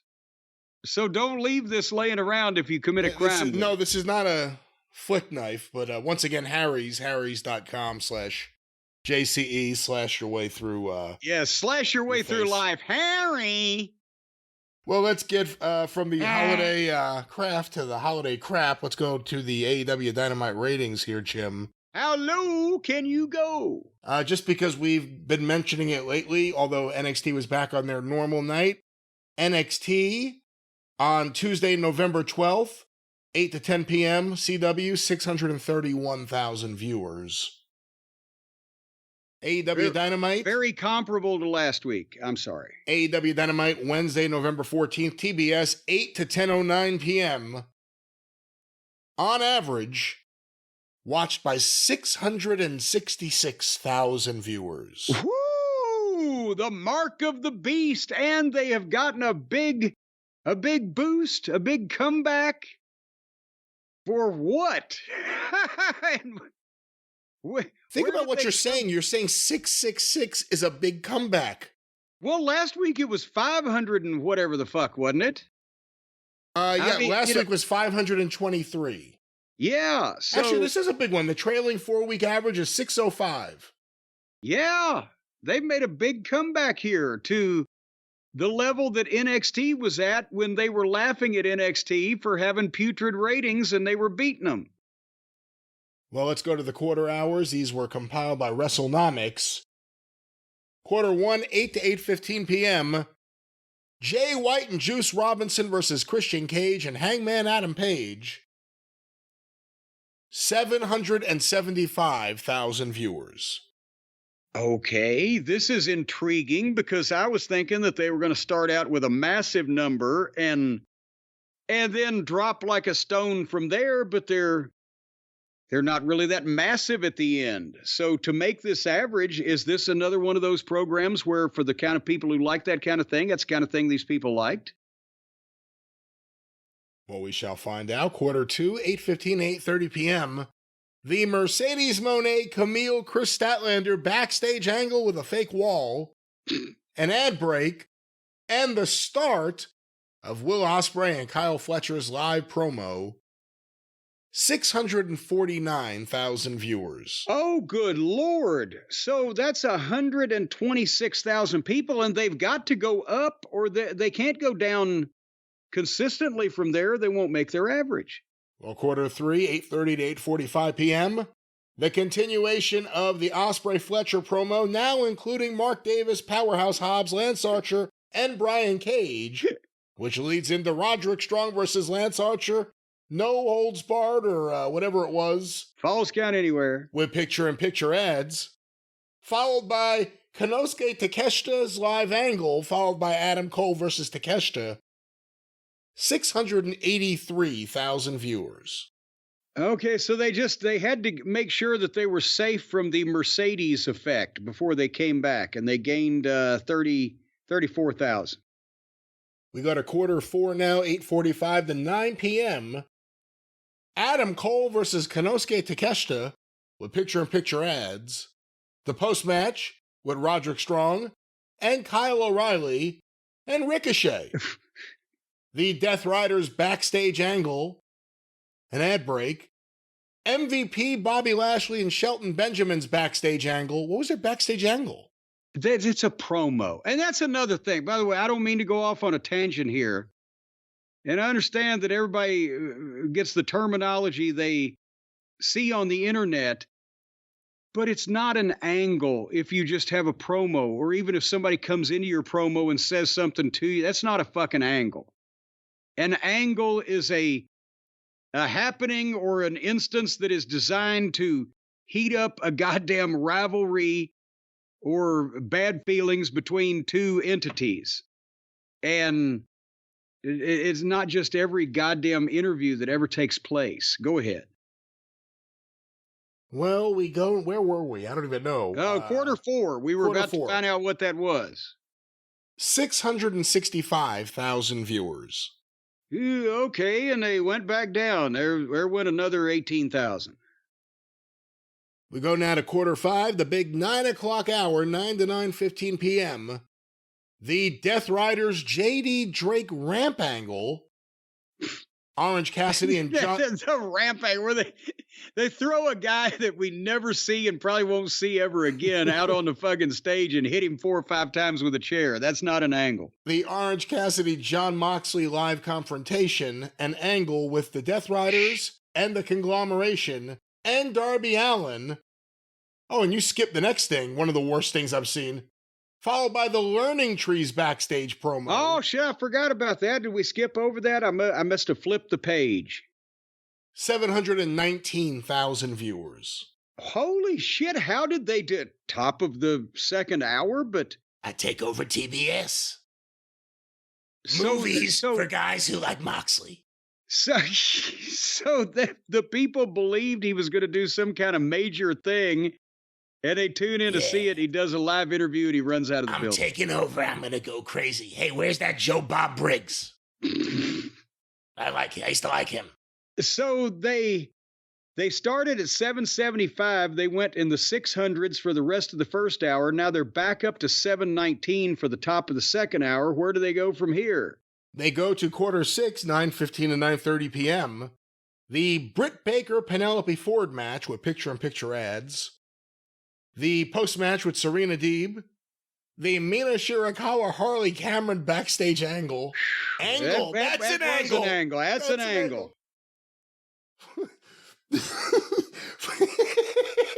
Right. Oh, hold on. That was the most ridiculous thing ever. I'm surprised somebody didn't get a black eye off of that fucking thing. Followed by Lio Rush versus Swerve Strickland, or the start of it. 678,000 viewers. And they're back to, about where they were in the middle of hour one. So this has not been a train wreck as far as starting big and dropping precipitously. It's just a smaller audience overall than they used to have. Well, we continue to quarter 7, 9:30 to 9:45 p.m. The Lio Rush Swerve Strickland match continues with picture-in-picture and full-screen ads. I hope Swerve's going to be okay. That was a hell of an ass-kicking. The post-match angle with Swerve Strickland, MVP, Bobby Lashley, and Shelton Benjamin. 621,000 viewers. Ugh. That's another 57,000. That's the low point of the show, and you can tell that there is some fatigue beginning to set in from just how much more can they see. You know, it's one of those things, just a real quick break here before we get to the end. With Swerve Strickland, when people make a big deal out of his contract and how much money he's getting, that's one of the things you look at. His stuff with Danielson, we talked about it a lot when talking about Danielson, but Swerve's involved. The numbers go down. They're not going up. Well, because remember, the people started liking him on their own when he was a dastardly home-invading heel and started cheering him and chanting for him and just carrying him out of the building on their shoulders. And as soon as they went with that, they beat him and made him look like a feckless putz for so long that I think now, besides the cool thing, Whose House, Swerve's House, they'll do that if it's in front of them, but they don't want to spend a lot of money to go to Swerve's house. Well, we go to quarter 8. I remind you we have an overrun. 9:45 to 10 p.m. The Jamie Hayter promo into the Julia Hart video. An ad break. The beginning of FTR versus the House of Black with picture-in-picture ads. 597,000 viewers. Ouch. 9-minute overrun. Continuation of FTR versus House of Black. Post-match with Private Party. 567,000 viewers. Well, and remember I mentioned that they were at 10 o'clock, top of the hour, they were in break, so they lost 30,000 people for the overrun. So that negatively affected them rather than positively. So they started at 775 and they ended up at 567, which is 208,000 viewers, but that's not as big a percentage as they usually lose. So this program would have to be deemed a ratings success by their standards. Just an artistic abomination. Well, there it is, the abomination known as Dynamite. And we've been going a while, so some of the things we were going to talk about today will get pushed to the experience. We're going to talk about tomorrow. Well, people don't understand how late in the day it is right now. The moon is out. It's late. It's the moon. Do you hear that? Even a man who is pure in heart and says his prayers by night has to end his podcast when the moon is full and bright. But like I said, we're going to have some of the things we were going to do here on the experience, including The Rock and his GQ puff piece, as well as the Wrestling Observer Newsletter Hall of Fame inductees. Oh, this is hot off the press here. This has just been announced. We need to actually have time to go over this ourselves and examine the state-of-the-art voting. Well, we will get to all of that on the experience, but like you said, this is my show. Ladies and gentlemen, we ran longer than I thought we were going to because, these hilarious shows get long reviews because it's all really funny. How can you possibly convey what is going on this program or ask people for help in trying to help us figure out what is going on without going into this detail? Because it's nonstop. And again, we'll have a lot more on the experience. And of course, want to remind everyone, the official Jim Cornette YouTube channel, all the clips, the full episodes, the omnibus collections, and go through the archive at patreon.com/Cornette. feel like there was something else I was going to say. Now I can't remember what it was. Good night, Gracie? No, it wasn't that yet. The law office of Stephen P. New, 877-50-STEVE. Tell the people about Steve Jim. Well, he's a guy that lives in West Virginia, and he likes to help people get justice wherever they live and wherever they can find it. And we're not talking about the former governor of West Virginia, who he's kicked his ass. We're talking about justice for the people. Stephen P. New at newlawoffice.com, 877-50-STEVE. And of course, Cornette's Collectibles at JimCornette.com. Tell them about JimCornette.com, Jim. I already did it the first part of the program. And if you've signed up for our email blasts from the Feather Bottoms, you'll know what's going on. So it's not our fault if you're not up to date. JimCornette.com. That's right. And one last thing in terms of scheduling, we have received a new flood of questions, and we are going to get to them. We're going to do some extra recording in the next few weeks to make sure we can get as many questions as possible on the show. Once again, if you're a member of the official Facebook group, there'll be a new post at some point in the future, but we have a lot there. And of course, CornyDriveThru at gmail.com to submit your questions or your music, preferably not AI. Or any nude photos that you would like to forward. Brian will keep all the guys and send me all the girls. No, I will not keep all the guys. No, give me a break. I'll send you all the guys. Well, we got to split the work up evenly. It's not fair for me to make you do everything. I'll keep the women. You can take the guys. You took all those Bill Dundee photos. You know what it's like. But anyway, he had a pillow over his putts. Yeah, well, let's get the putts out of here. For Jim Cornette, I'm the great Brian Last. Tally-ho!